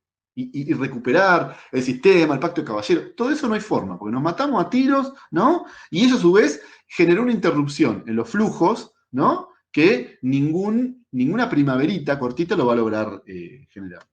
Pero sí, por ejemplo, ese pico de precios al inicio, digamos, del problema de la emisión y de la devaluación de las monedas europeas, generó un stop de la demanda que hundió por el resto de la década, salvo un caso muy especial, que es el de Alemania, que ahora vamos a ver, a los precios. Por ejemplo, el precio de los productos primarios. En general, los productos agrícolas, ¿no? Particularmente las commodities agrícolas, en los 20 tuvieron una muy mala performance. Hay un pico ahí en el 24 y demás, pero comparado con la década anterior, y sobre todo con la posterior, fue muy malo el desempeño de los precios internacionales del agro. Y son, acuérdense, los granjeros. ¿Se acuerdan? En el texto de Baines, que son los que compran el Forté, porque Ford le subió el chasis, el Ford pasaba por el campo a la ciudad. Bueno, esos se quedaron sin plata. Por más que está el boom inmobiliario, qué sé yo. Y vos, de hecho, ves Estados Unidos, ¿no? Y los problemas del agro no desaparecieron durante el auge. Estaban los años locos, todo lo que ustedes vieron, el precio de las acciones, pero no la estaban pasando también en el campo. Y se acuerdan que, esto lo vieron con Marx, en todo caso lo vieron con el texto de Baines, que la salida de los digamos, farmers en Norteamérica había sido la caída por el lado de los precios, ¿no? Mejorarla por el lado de los stocks, de producir más, pero se acuerdan que, particularmente en las commodities agrarias, vos más producís, más presionás a la baja los precios. Entonces, medio, ¿no? Como cultivar más y más trigo para poder vender, digamos, y subsanar primero los precios es casi como beber agua del mar, ¿no? Hay una especie ahí de problema estructural. Ahora, lo interesante es que el Estados Unidos, que empezaba a pasarle esto, por el stop de la demanda mundial y la caída de los precios del agro, el Estados Unidos, que también salió sin prestar, las tasas de interés, ya les digo, sus préstamos no son especialmente amables, y tampoco sin emitir, con lo cual no hay mucha liquidez. Estados Unidos no insufló ni liquidez, ¿no? Ni una empatía financiera con el resto de las potencias. Esto es re loco porque en la mitad después está la crisis del 30, que es lo que vamos a terminar hoy, vamos a seguir la semana que viene, pero después cuando veamos al final de la clase de la semana que viene, y dándole el paso a Joaquín, cómo Estados Unidos salió de la Segunda Guerra Mundial, lo primero que hizo fue poner una torta de guita a los europeos. O sea, aprendió la lección del 21. Pero en el 21 dijo, no, paloma, paloma, el que no se escondió es en broma, ¿no? El aire es libre, la guerra es un problema de europeos, de comunistas y europeos raros, ¿no? Yo ni me meto, yo tengo mi mercado interno, a mí me alcanza, y no sé si te alcanza tanto. ¿Saben que habíamos dicho, ¿no? Que empiezan a aparecer estos problemas de subconsumo, de sobreinversión, mostrando que, bueno, que la escala, está bien, era muy, muy sólida la escala del mercado norteamericano, pero que necesitaba más. El gran problema de, ¿no? Cuando la producción en gran escala, es que siempre termina, digamos, necesitando más mercados, y son esos mercados los que vos no le tiraste un hueso en ningún momento. Entonces, bueno, la crisis del 21 tiene esta particularidad, y ya les digo, no es tan mainstream como la del 30, pero es igual de importante. ¿En qué sentido es igual de importante? Porque la del 30 es mucho más grave, pero porque son las dos puntas de la misma crisis. En ese sentido es igual de importante. La está preanunciando, está mostrando los problemas estructurales. Pasa que sigue el amor por el patrón oro, sigue la añoranza, ¿no? La nostalgia de volver al mundo que ya no podía volverse. Esto está muy claro, miren, por ejemplo. Sí. Fíjate, Fer, que después de la Segunda Guerra Mundial, lo primero que hace Estados Unidos es financiar un paquete ¿No? fiscal fenomenal, el Plan El Marshall. trillón. ¿Te acordás del trillón de los Simpsons? Exacto. No existió un Plan Marshall en inmediata primera posguerra. Ni de cerca. Y por eso tenemos la crisis del 21. ¿Se acuerdan? Patrón oro establecía, ¿no? Primero que el patrón oro, esto como siempre decimos, el lenguaje económico a veces se pone como medio cheto y medio cool, pero siempre detrás de esto es economía política, como le decía Joaquín la otra vez, ¿no? O sea, respuestas a problemas de particulares. Hay un problema a finales del siglo XIX que es la mundialización del mercado y cómo generar un orden y un, digamos, equilibrio, ¿no? Un orden mundial en el contexto de las presiones interimperiales. Los estados se van a autoimponer, insisto, en un acuerdo que no es ni matemático, ni es, digamos, religioso, es un acuerdo de las macros, ¿no? Bueno, nosotros no emitimos más allá de la cantidad de oro que tengamos, ¿sí? Y eso funcionaba como un ordenador de los flujos, porque aparte el patrón de intercambio era el oro, ¿se acuerdan? Justamente para pasar, ¿no? De esa producción local, mundializarla, los intercambios se organizan en oro. Con lo cual vos, básicamente, estás todo el tiempo para que tu Estado pueda, ¿no?, generar política pública al interior de tu país, siempre es más lo que tenés que vender que lo que tenés que comprar, ¿no? O sea, tu balanza de comercial necesariamente, ¿sí?, tiene que ser superavitaria. Y después, ¿se acuerdan? Dijimos la balanza de pagos, es decir, y a su vez pagar tu deuda, con lo cual tampoco te pueden endeudar mucho, que es lo que le pasó a Argentina. Acuérdense, hubo un presidente que tomó deuda en oro, con toda una operatoria medio compleja, la van a ver el año que viene quienes hagan historia argentina, y le prestó a las provincias en pesos, o en todo caso les permitió emitir. Entonces, claro, ¿cómo devolvés eso? No tenés forma. Justo hay un momento donde medio se estanca un poquito, digamos, las expos, ¿no?, agrarias, y no puede devolver. O sea que vos estás todo el tiempo, vos para hacer política pública necesitas oro. Ahora, acuérdense, el Estado en el 18, 19, cuando le llegaron los veteranos y demás, no tiene oro, pero tiene que pagarle la pensión, ¿no?, a la gente que se quedó, que se le arruinó la vida. Maquinita. ¿Ven? Sí, Aparte, para aliviar la presión social, Fer, porque esa gente que llega de la guerra viene con demandas. Casi que podríamos decir, en función de lo que estamos diciendo, que debe ser el punto 4 o 3 por ahí que marcó Joaquín, que la salida del patrón oro está muy condicionada por el freno de la presión social. ¿Cómo le aumentan los impuestos a una sociedad a la que le obligaste a sufrir 4 años de guerra mundial? ¿No? ¿Qué impuesto le vas a cobrar? Al dolor, a las lágrimas, no hay manera. Che, Fer, ahí Enzo está pidiendo una sinopsis del patrón oro, como para que él pueda anotar. Bueno, entonces acuérdense, dijimos el patrón oro es, vamos a anotarlo por escrito.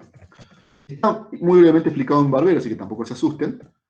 Sí, igual con lo que explicó recién pude reforzar un poco los apuntes, pero nunca está de Es más. un régimen de convertibilidad, Enzo. Exactamente, ¿no? Y es Por muy ahí no importante me lo que dice quedó, Joaquín. no me quedó un Es un poco sistema claro. de monedas convertibles en oro.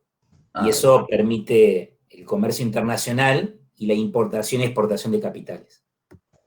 Exactamente, ¿no? Los flujos comerciales y capitales. Es lo que yo les digo.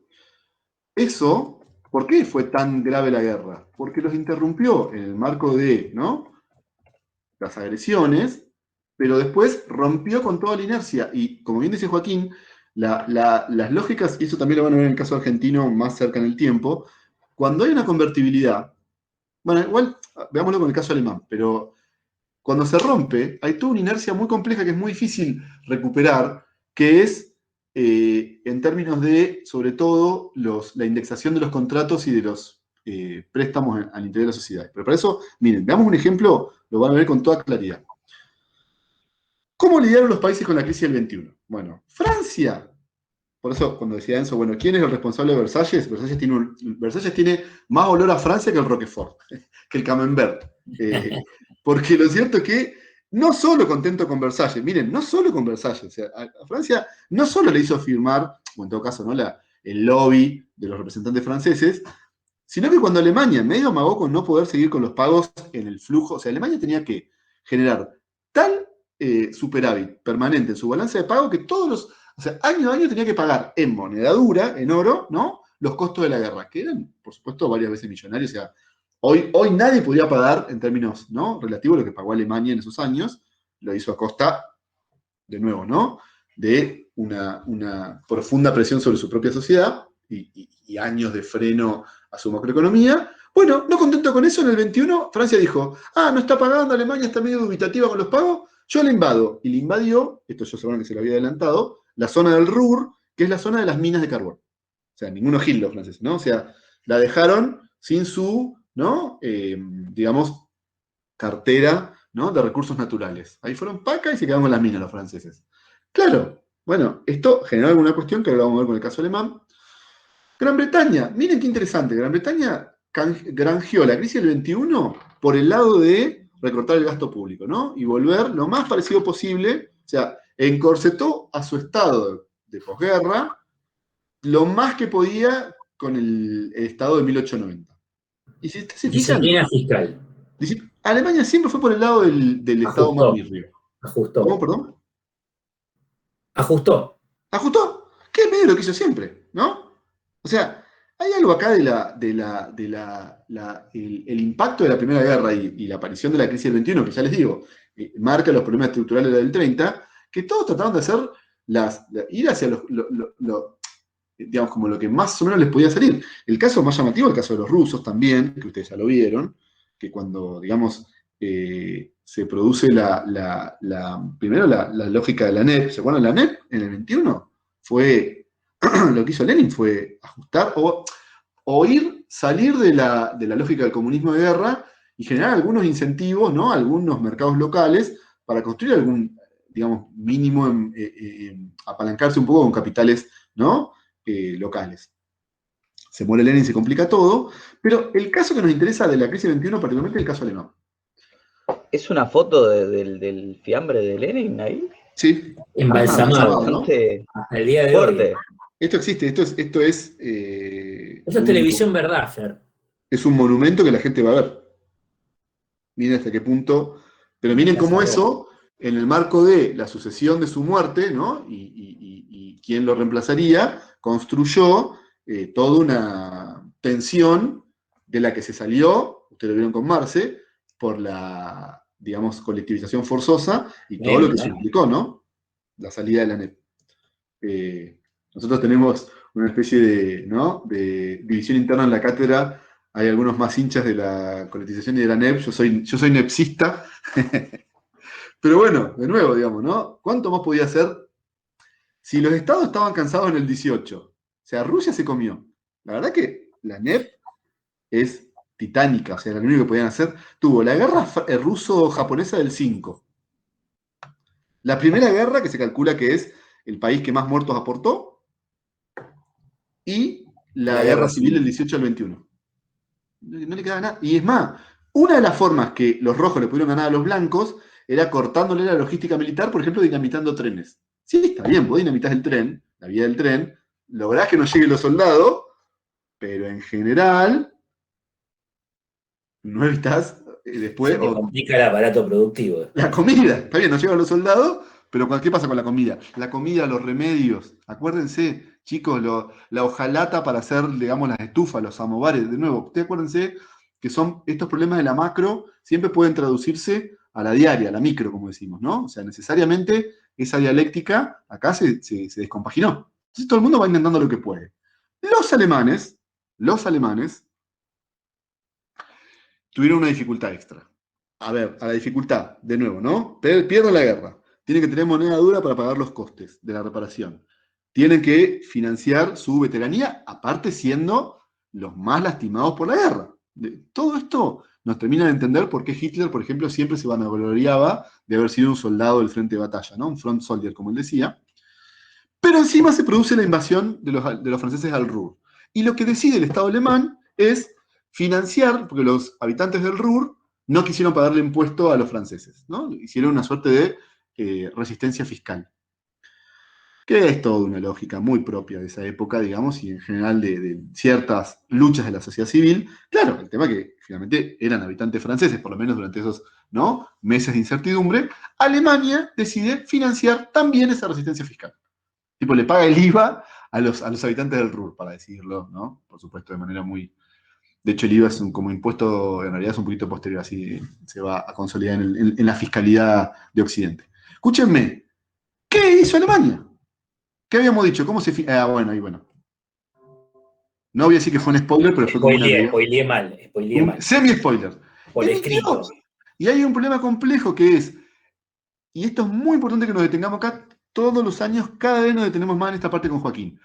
Una cosa, ojo, porque los estados, ojo con esto, los estados, a partir de salir del corset del patrón oro, se van a empezar a encontrar con algo que va a ser muy interesante para la administración de ciertos estados en estos años, y uno podría decir, en gran parte del siglo XX, que es emitir e incluso generar cierta inflación como algo, vamos a decir, beneficioso. Y yo sé que eso es un poco contraintuitivo, porque en un ciclo electoral, y yo tampoco me voy a hacer el bobo, cualquier partido, incluso el que está ahora en el gobierno, el que estuvo antes y demás, van a decir la inflación es un mal que nos afecta a todos, hay que disminuir la inflación, lo cual en un punto, insisto, es objeto, por supuesto, de controversia, pero quiero decir, no es que los estados van a decir que la inflación es buena, sino que van a encontrar como algunas cositas positivas dentro de esa inflación, que tienen que ver sobre todo con la deuda.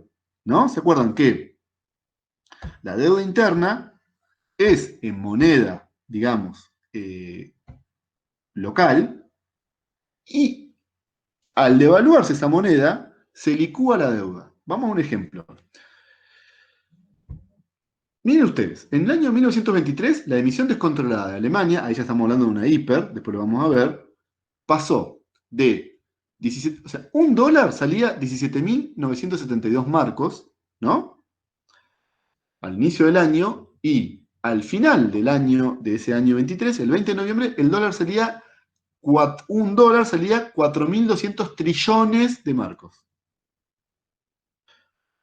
Lo voy a decir muy sencillo. Muy sencillo. Mi amigo El Joaquín... dato que sigue, Fer, es interesante, que ayer no lo leímos. Es Sí, porque nos fuimos la colando. emitida, la cantidad En un emitida. día, el 25 de octubre Más o del menos es el 23, camino de Argentina, ¿o no? no necesariamente, pero uno podría decir, sí, de Argentina, por ejemplo, a ver, hay 3 grandes picos inflacionarios en el siglo XX, este es el más importante, el de Alemania, después una inflación en Zimbabue, un caso así medio que estudian siempre los historiadores monetarios, y después el de Argentina en el 88, 88-89, la hiper, ¿sí? En general después uno podría decir que el comportamiento actual de la inflación tiene como algunas otras características que tienen más que ver con ciertas fugas sectoriales. Después sí que lo charlamos un poco. Acá estamos hablando de una inflación desenfrenada por el descalce, y esto también quiero señalarlo, pero voy a decir el dato como me dijo Joaquín, si no va a pasar desapercibido. En un día, el Banco Central Alemán, el Reichsbank, imprimió 120.000 trillones de marcos. Es decir, ese día, por ejemplo, que es una rara avis, digamos, en la historia monetaria occidental, el dinero tuvo mayor valor de uso que de cambio. La gente lo usó de papel para empapelar las piezas, los chicos lo usaban para jugar, parte lo usaban para combustible, ¿no? Esto de iniciar el asadito con fajo de billete, ¿no? Posta. No, de verdad, miren, ese señor que está teniendo ahí ese carrito lleno, eso era el equivalente de un café en el pico hiperinflacionario alemán. O sea, con esa cantidad de dinero te tomabas un café. Ahí, una cuestión quiero decir. Primero, entonces, fíjense que hay un proceso de licuación de deuda. O sea, mi amigo Joaquín me presta, en enero del 23, me prestó a mí, vamos a decir, 20.000 francos, ¿no? Un dólar y moneda, un dólar dos. El equivalente a un dólar. ¿No? Y yo le devuelvo el 21 de noviembre del 23, 20.000 francos. Le estoy devolviendo una millonésima, ¿no? Centavo. Una trillonésima. Trillonésima, exactamente. ¿Ven? O sea, me engañaste, Fer, me estafaste. Claramente lo estafé. Algo de esto, sin llegar a la hiper, cuando se producen las hiperinflaciones, sí se vuelve generalizado el daño, y sobre todo lo que yo les digo sobre los contratos. Tipo esto, había un alquiler a 10 años, ¿no? A una indexación al 10% anual, y ese año vos tuviste, ¿no? Una devaluación digamos, medible en trillones, ¿no? Bueno, entonces, ¿cómo hace? Che, vamos a aumentar el departamento. Y todo eso, ¿qué produce el pase de la inflación a la hiper? El descalce monetario. Porque cuando las monedas dejan de tener respaldo, cuando las monedas dejan de, por ejemplo, los australes también fue lo mismo, ahí tiene que ver con la deuda externa, pero Alemania de alguna manera, la reparación de la guerra es una deuda externa, ¿ven? Lo es positivamente, claro. Es el equivalente, ¿no es cierto?, a lo que podríamos tener nosotros. Y eso va a presionar sobre, digamos, la moneda local pierde referencia y el valor tiende al infinito. ¿Quién dice cuánto vale un marco en el año 23? ¿Cuánto valen 10 marcos? 10 millones de marcos. Bueno, en el ejemplo que está trayendo a colación Enzo, siempre decimos con Joaquín, que nosotros tenemos la suficiente edad para haber sido jóvenes en los años del 89, a mí una vez me remarcaron una lata de arvejas de que la saqué a la góndola hasta la caja. Aparte era un joven, ¿no? De 8 años, piqui. Te dejaste remarcar en la cola. Me dejé remarcar, digamos, ¿no? Y las cosas, por ejemplo, los precios de lista de los muebles tenían 2 indexaciones por día. Yo siempre cuento un caso que se contaba en mi familia, que una persona pudo comprar, ¿no?, un juego de muebles, pues ya se le había indexado, pero porque justo el tipo, consiguieron un mueblero que se había quedado dormido. Entonces no le había llegado a poner la indexación de la tarde. ¿Ven? Ahora, sin la hiper, con la una infla manejable, digamos, ¿no?, al torno al 10, 12 anual, imagínense comparado con esto que estamos diciendo, tan locura, le permite a los estados licuar deuda. Esto es muy importante, Sí, no, es incomparable, ¿no? Y así todo es muy importante. No va a haber una hiperinflación así. Ahora está el caso de Venezuela, pero ni siquiera Venezuela tiene estos números, ¿no? Es tipo todo de 1 a 1.000.000. Y es un montón, o sea, estamos hablando, es una locura igual, ¿eh? O sea, y está claramente, el PBI se está contrayendo al torno al 12, 13 anual, ha habido una contracción casi de 50 Y son puntos del PBI. economías que se dolarizan de facto. De facto, no Ya llega, no nadie hay manera. utiliza la moneda nacional. Bueno, eso, ¿no? Siempre decimos ese es el chiste que siempre hacemos con Joaquín, ¿no? Ni en eso pudimos ser campeones mundiales de hiperinflaciones, nos gana Alemania. Pero igual, profe, es una locura, porque poniendo el ejemplo de Venezuela, que decís que no va a llegar a ser lo que sucedió que estamos hablando, el otro día estaba hablando con una amiga que es de allá, y me mostraba los fajos de billetes para comprar nada, tipo una caja de Bueno, leche, ¿entendés? Creo, imagínate eso. Claro, creo imagínate que un en dólar, Alemania lo que sucedía. creo que un dólar vale 9 millones de bolívares, algo así. Sí, es que, ¿puedo decir una cosa? Acá hablamos de trillones, o sea, Claro, ya no, o sea, la cantidad de ceros es inaudita. tiende al infinito. O sea, está bien, vale 9 millones o vale. ¿Y qué te cambia? No ¿Qué te lo va a cambia. aceptar? Está bien, yo, hola señor comerciante, vengo con mi dólar, que vengo con mi bolívar, ¿no? Mis 9 millones de bolívares, para que usted me los tome $1. No, ¿sabes qué? Deja, vení mañana, ¿no? O sea, por eso les digo, el problema, acuérdense, es que no solamente tenemos transacciones, digamos, de ese estilo, sino que tenemos, ¿se acuerdan? Indexaciones tarifarias de contratos. ¿Cuánto sale la luz, no? ¿Cuánto sale? Y ahí, lo que le va a pasar a Alemania, pero una cosa hay que ser claro, que Alemania en el 23 es la caída en desgracia de uno de los big ones. No quiero en esto herir, digamos, sensibilidades nacionales, pero la infla de Venezuela, la hiperargentina y demás, no dejan de ser problemitas de las periferias, como siempre decimos nosotros, ¿no? Acá estábamos hablando que entraba una de las grandes. De hecho, tal es así que la rescató Estados Unidos, ¿no? Tuvo un rescate, la crisis alemana, Deus, que es un economista, que se ve el señor, ¿no? Una pinta de bancario que mata. ¿Saben quién es el señor? El suegro de Alemania, el prestamista de última instancia, Estados Unidos, empezaba a ganar, ¿no? La consideración de la hegemonía de las naciones y va, y sobre todo le permite refinanciar la deuda en moneda dura a contramano de lo que quería Francia y demás, ¿no? Casi como torcer el rumbo de Versalles, si bien el daño ya estaba hecho y había que generar una profunda, ¿no? Enemistad y desasosiego con los alemanes, con Versalles y demás, que lo vamos a ver la semana que viene, dejó a punto caramelo el surgimiento ¿no? El nazismo después de la Segunda Guerra Mundial, pero lo cierto es que fue un refinanciamiento, fue un salvataje financiero, ¿no? Es decir, un reperfilamiento, esa palabra que se puso tan de moda en el 2019, lo que le hacen a Alemania, pero ¿qué le dicen? Ah, usted no toca más, ¿no? La maquinita, usted no vuelve a emitir, ¿no es cierto? Por fuera de sus reservas de moneda dura. Lo vuelven a atar al oro. O sea, si algo que caracterizó esta etapa es una vuelta al oro. Fíjense, ¿no? El último tramo antes de la crisis, ¿no? Que es una suerte de normalización y crecimiento, pero de nuevo es otro café más que se tomaron los estados nacionales y el patrón oro, el último, ¿no? Porque lo cierto es que, por ejemplo, Alemania sí se ató al patrón oro y sí tuvo una política muchísimo más contractiva del gasto público, generando, ¿no? La tristeza y la desesperanza de su población, que, oh casualidad, ¿no? Sentó las bases económicas para el surgimiento de teorías totalitarias y demás, como vamos la semana que viene, que fue el nacionalsocialismo. Es decir, hay algo ahí controlaron la inflación alemana, ¿no? Generaron una normalización, pero que seguía teniendo patas de barro. Y de hecho, tal es así que, por ejemplo, por motus propio, en el 28 Francia se fue del patrón oro. Por eso es lo que siempre les digo, ojo que el patrón oro tampoco es la Biblia. Eran acuerdos, ¿no? Entre los bancos centrales y, no podría decir, las políticas macroeconómicas de cada país. Pero Alemania vio que estaba medio inerte y se piró. Y rápidamente de ahí a la crisis tenemos un paso, porque acuérdense que la crisis, ya les dije yo, la crisis de los 30, lo hablamos al principio cuando decidimos el repasito, no dejó de ser, ¿se acuerdan? Blanquear en lo financiero todas estas dificultades que yo señalé ahora, que son de la economía real. Y de hecho, yo voy a parar acá, pero bueno, quiero dejar como, ¿no? Como hacerles un previo el próximo martes. Fíjense que la crisis, primero que generó un pico de desempleo en Estados Unidos muy importante, el más importante de la historia, incluso contando el COVID, y sobre todo que, digamos, los problemas de la economía real se pasaron a la financiera, ¿no? Pero luego, la crisis financiera y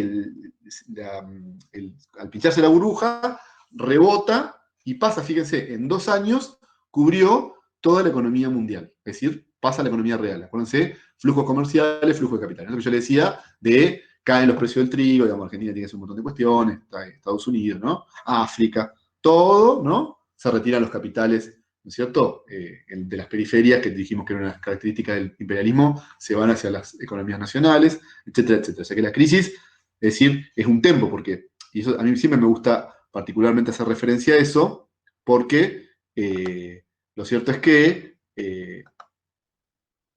la crisis del 30 muestra que había habido un desencastre entre la economía real y la economía financiera, pero producida desde la crisis del 30 se generó ese ajuste en la economía real. Se puso patas para arriba los próximos 3, 4, 5 años, ¿no? Y se salió con políticas activas, bueno, ya lo vamos a ver, pero lo cierto es que, digamos, la crisis tampoco fue una cosa que, tipo, 5 accionistas de Wall Street se volvieron locos, se tiraron del Empire State, se los comió King Kong y todo el mundo contento. No, volvió el rebote a la economía real, ¿no? Con marcando pico de desempleo, ¿no es cierto? Y freno al comercio mundial. Y no se volvió a recuperar hasta el fin de la Segunda Guerra. Y todo, ustedes van a ver, yo lo voy a mencionar un poquito, Joaquín un poquito más, vamos a hacer ahí como un pase de testimonio, la tecnología financiera, ¿no? La intervención financiera que se mandaron después de la Segunda Guerra Mundial. Es lo que le decía Joaquín. Estados Unidos pasó en el 21, que es lo que vimos hoy, ¿no? O en el 18. De decir, paloma, paloma, el que no se escondió en broma, a llevar Arréglense solos, claro. una torta de guita en la Segunda Guerra Mundial. Bueno, aprendió en las lecciones. Ya no le alcanzaba su mercado interno, por ejemplo. Ya no le alcanzaba. Le alcanzó en la mitad del 19. Pero el siglo XX, que es el siglo de las sociedades de consumo y de la producción en gran escala, ¿no? Las necesidades de la demanda se vuelven cada vez más importantes, al punto que, ya le digo, un economista que dice, che, dejemos de ver la oferta y empecemos a ver la demanda, pero eso sí que es producto de otra clase. Pero es muy interesante ver cómo en la inmediata posguerra se prefiguran algunos rasgos que van a acompañar al siglo XX. Entero. ¿Cuáles serían? A ver, ¿querés mencionarlos? Algo de eso puse en el chat, está bueno que lo marquen por ahí, elementos que los vemos con mucha claridad hasta la crisis de 1973. Mayor presencia del Estado en la economía, esto del descalce monetario, y finalmente la aparición de un fenómeno que en el 19 era prácticamente desconocido, por lo menos en la magnitud que lo vemos en el 20, que es la inflación. Sí, es como que encuentran un chiche nuevo, ¿no? Uno puede decir, estaba antes en la emisión, existía, pero no en los términos de la maquinita. La maquinita es como el chiche que aparece para el Estado. Yo creo que es hasta el 73, si me apurás un poco más, pero bueno, digamos por lo menos durante todo el siglo XX. Sí, claramente. Sí, sí. Es verdad que hoy la inflación ya no es un gran problema en el mundo, a diferencia de otros países, como por ejemplo Argentina. En general, hoy no sería uno de los grandes problemas de la macro, pero hasta los 90 sí. Sí.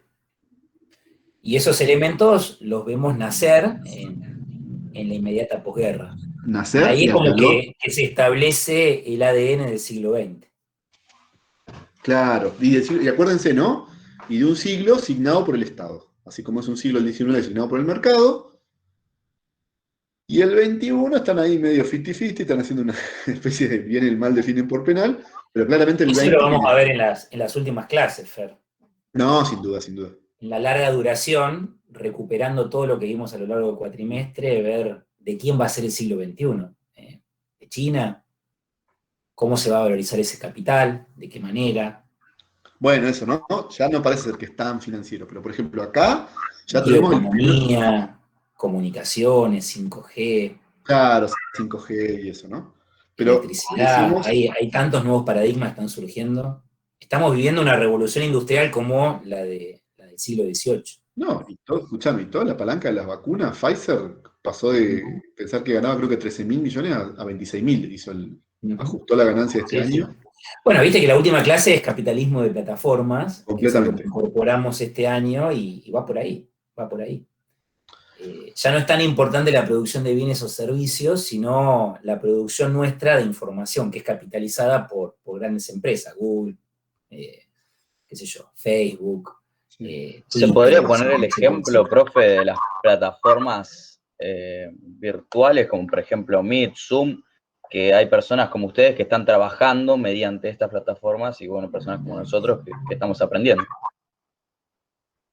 Última clase de la materia, capitalismo de plataforma. Porque no importa tanto que las usemos, sino que a partir de su uso generamos información. La plataforma sabe dónde estamos parados, qué consumimos, qué nos gusta, qué no nos gusta, y en función de eso se genera una masa de información que es capitalizada por estas empresas y por otras ligadas a la esfera productiva. Esa es la novedad del siglo XXI y es la novedad del mundo post-pandemia. Por eso es tan oportuno este último práctico, el de capitalismo de plataforma. Sí. Pero bueno, no dejemos de refrendar lo que vimos hoy. Acuérdense, ¿no? El lento abandono del patrón oro y lo que llamamos varias veces descalce monetario, acuérdense, moneda dura, ¿no? A moneda local o moneda nacional. Recuerden la cuestión de la alza de los precios al respecto y sobre todo la salida por el lado de la emisión. Es muy, muy importante esto porque, ya les digo, es el chiche de la primera mitad del siglo XX. Y ahí es una de las cosas que podría explicar, si bien la crisis del 73, 1873, y la crisis de 1930 tienen algunos componentes comunes, ya la del 30, la del 73, es una crisis de la valoración industrial. Ya la del 30 empieza a aparecer componentes del sistema financiero, que van a ser claves en los 70 del siglo XX, que después lo vamos a ir viendo, ¿no? Bueno, sí. La parte de la miscelánea, los sociales del programa lo dejamos para más adelante. Yo voy a terminar de grabar. Y bueno, nada, escúchenme, acuérdense, igual nada, hagamos otra No pregunta. engrasemos la grabación que venía tan impecable. Sí. Fontana, recuerden, y Zamboni y Giuliani para el viernes. Y esto de, bueno, arrancamos la segunda parte. Hay algo de que están quedando, digamos, los más activos. Como les digo, fue muy claro que quienes más participan en este chat fueron los mejores puntajes del parcial. Si eso no, ya no es correlación, es causalidad, ¿no? O sea, está claro. Así que lo seguimos esperando todos los martes. Y bueno, si tienen alguna otra puntita y demás, tenemos unos minutos más. Hoy terminamos un poco antes simplemente porque esta es una clase larga de 2 clases. Es un tema de 2 clases, pero porque ya les digo, ¿no? Es un bodoque. Pero medio que yo voy a seguir la semana que viene sin grandes inicios, ¿no? La crisis, bueno, volvamos a seguir por ahí. O sea, hubo salidas de la crisis del 21, va a haber salidas de la crisis del 30, ¿no? Y va a haber una segunda posguerra que va a ser un cambio de paradigma. No son ya salidas intentonas, sino que es un cambio de paradigma. Profe, en medio de toda esta crisis, ¿no?, que vimos hoy, ¿había algún país, digamos, no potencia, pero conocido, en el que se encontraba más o menos estable toda su economía, digamos, que como que lo miraba de lejos y decía, qué bueno que no estoy metido en eso? Más o menos. A ver, lo que pasa es que hay un problema, que lo que estamos viendo nosotros es, fíjense que en 2 años te comió, la crisis del 30 se te mundializó. Ahora, después hay economías que son muy reactivas a los flujos del mercado internacional. Lamentablemente, el caso, o uno de los casos más prototípicos, es la Argentina. La Argentina, en todo este ciclo, metió conversión, la sacó y la volvió a meter. Miren si no estaba necesitando que el mercado le creyera que podía manejar su moneda, que tuvo su propio, digamos, ejercicio del patronero, que era la caja de conversión. Bueno, estamos con... ¿Cómo te gustó, Jonathan, lo de Deborah? Me parece que ya hay algo ahí de... Es un poeta, es de los nuestros. Hubo algo de Devorador. Ahora, ¿saben quién zafa bastante la crisis del 21? Gran Bretaña. Porque va hacia un desempeño, ¿no? O sea, Gran Bretaña venía medio bancando los trapos ya desde la segunda mitad del 19. O sea que, y tuvo en alguna manera un poco más de coherencia, en el sentido que siempre fue por el lado de menos Estado. Si hay algo que no se le puede cuestionar a los británicos. Y fíjense que con el tratamiento de la vacunación, lo que yo le decía respecto a la Unión Europea, claramente siguió por el lado de menos Estado. O por lo menos de menos presencia de las burocracias estatales, ¿no? En la Unión Europea todavía siguen discutiendo si van a usar tal vacuna, y Boris Johnson ya le metió, creo que salvo a Ringo Starr, digamos, al cadáver de John Lennon, ya te vacunó a todos los británicos. Hay un punto ahí que muestra que Gran Bretaña, la crisis del 21, no le termina de pegar, pero porque la base es más baja. En cambio, Alemania había sido, ¿no?, la alumna 10 de la Segunda Revolución Industrial. Y termina, o sea, estamos terminando hablando de Alemania, comparándola con Zimbabue y con la Argentina de los 80. Es una locura, o sea, que Alemania haya tenido esa crisis en términos del equilibrio internacional, es una locura. O sea, había sido, ¿no?, la tortuga, ¿se acuerdan?, que ganó la carrera. sea, ya no se quedó dormido el conejo, se quedó dormido la tortuga. En ese sentido, uno podría decir, bueno, Alemania, respecto a Gran Bretaña, la posición relativa de Gran Bretaña le permite zafar bastante la del 21. ¿Tanto Igual me zafa? parece que eso iba por la del 29 y 30, ¿no? No, pero digo, iba hacia esa lógica, ¿no? Es lo que iba a decir ahora. Tanto zafa que incluso la del 29 y 30, bueno, después hay unos números que vamos a ver yo les voy a mostrar la semana que viene, no lo voy a hacer ahora, porque si no es como que ya No, obvio. dejé de grabar y eso, pero van a ver que tanto en el PBI como en el PBI industrial, Gran Bretaña no zafa bastante, pero zafa bastante. A ver, baja 5 puntos. Estados Unidos baja 40. Lo vamos a ver la clase que viene cuando veas las diferentes salidas. Fíjate que la Unión Soviética, con los planes quinquenales, tiene una performance interesantísima. Bueno, y la tenían Se usa como publicidad. Eso. ¿No? Los países capitalistas están viviendo su peor crisis y nosotros estamos creciendo como nunca. Decían todo el tiempo, mirá que los en el capitalismo, mientras nosotros somos, ¿no? Pudimos hacer el primer tractor soviético, los tipos están en crisis. Somos una locomotora indetenible. Yo no podría decir, vos lo sabés, Juki, yo como buen nepero, que haya salido indemne. Creo que salió menos indemne de lo que el Politburó decía, pero sí esa propaganda. Obvio. Pero sí, esa propaganda siempre estuvo. En los 30. Y ahí se hizo la acumulación primitiva de la industrialización soviética, fue una generación que se sacrificó en términos de condición de vida. Bueno, pero seguimos. Y esto fue gracias a la ANEP, ¿no? No, Ay, qué polémica. ¿Dónde estás metiendo eso, No, bueno, por acá entonces. Hablemos del programa de radio. La verdad que es un temazo. Pero yo incluso que defiendo a la ANEP, en realidad lo que acaba de decir Joaquín es por la colectivización forzosa. Sí. Vos, al eliminar una clase, vos pensás que al eliminar una clase entera y todo un excedente, que vos no se lo tenés que sacar. O sea, desapareció la clase, ¿no? ¿Se acuerdan? Los kulaks y la clase, digamos, la rentista, ¿no? O sea, la clase que traía rentabilidad. O sea, y hay una mirada ahí que a veces no se toca en los prácticos y que es muy importante para entender el paso de la ANEP a la colectivización forzosa y los planes quinquenales.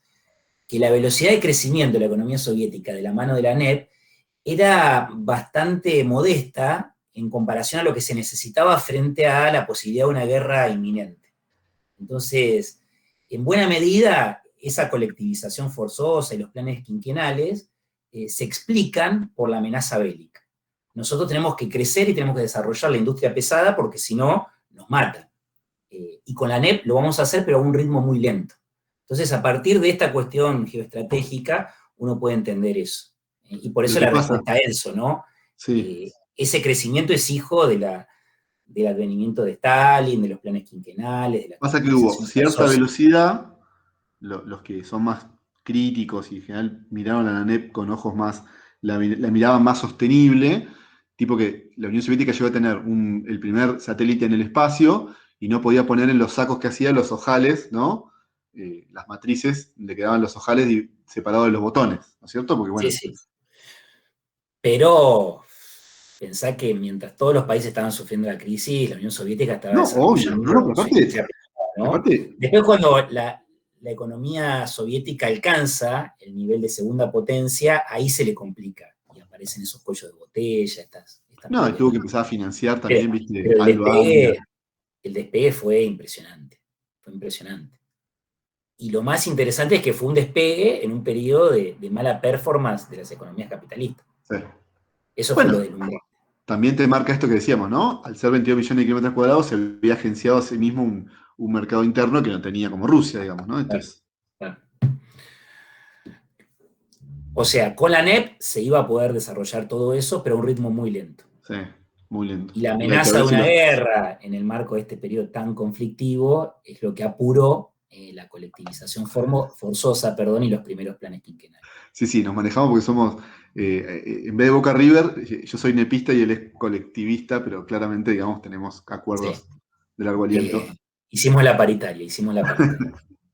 Ahora, ese Boca River siguió durante todo el siglo XX y siempre decimos con Joaquín, lo vamos a ver más adelante, pero la explosión del reactor en Chernobyl, todo eso que ustedes vieron, si vieron la serie, son esos problemas y lo que intentó la salida de Gorbachev fue otra NEP, o sea, seguía estando todavía. Se inspiraban en la NEP. De hecho, se consideraban herederos de la NEP. La perestroika es herencia de Lenin. 1986, ¿no? Miren hasta qué punto seguía vigente el problema. Bueno, Fer, qué lindo que se puso, pero bueno. Estamos. Nada. Seguimos el martes que viene. No, igual el martes que viene seguimos, pues esto Sí, lo vamos a seguir no, viendo. no quiero emitir más palabras por las dudas. Che, No, pero no. Enzo, qué raro que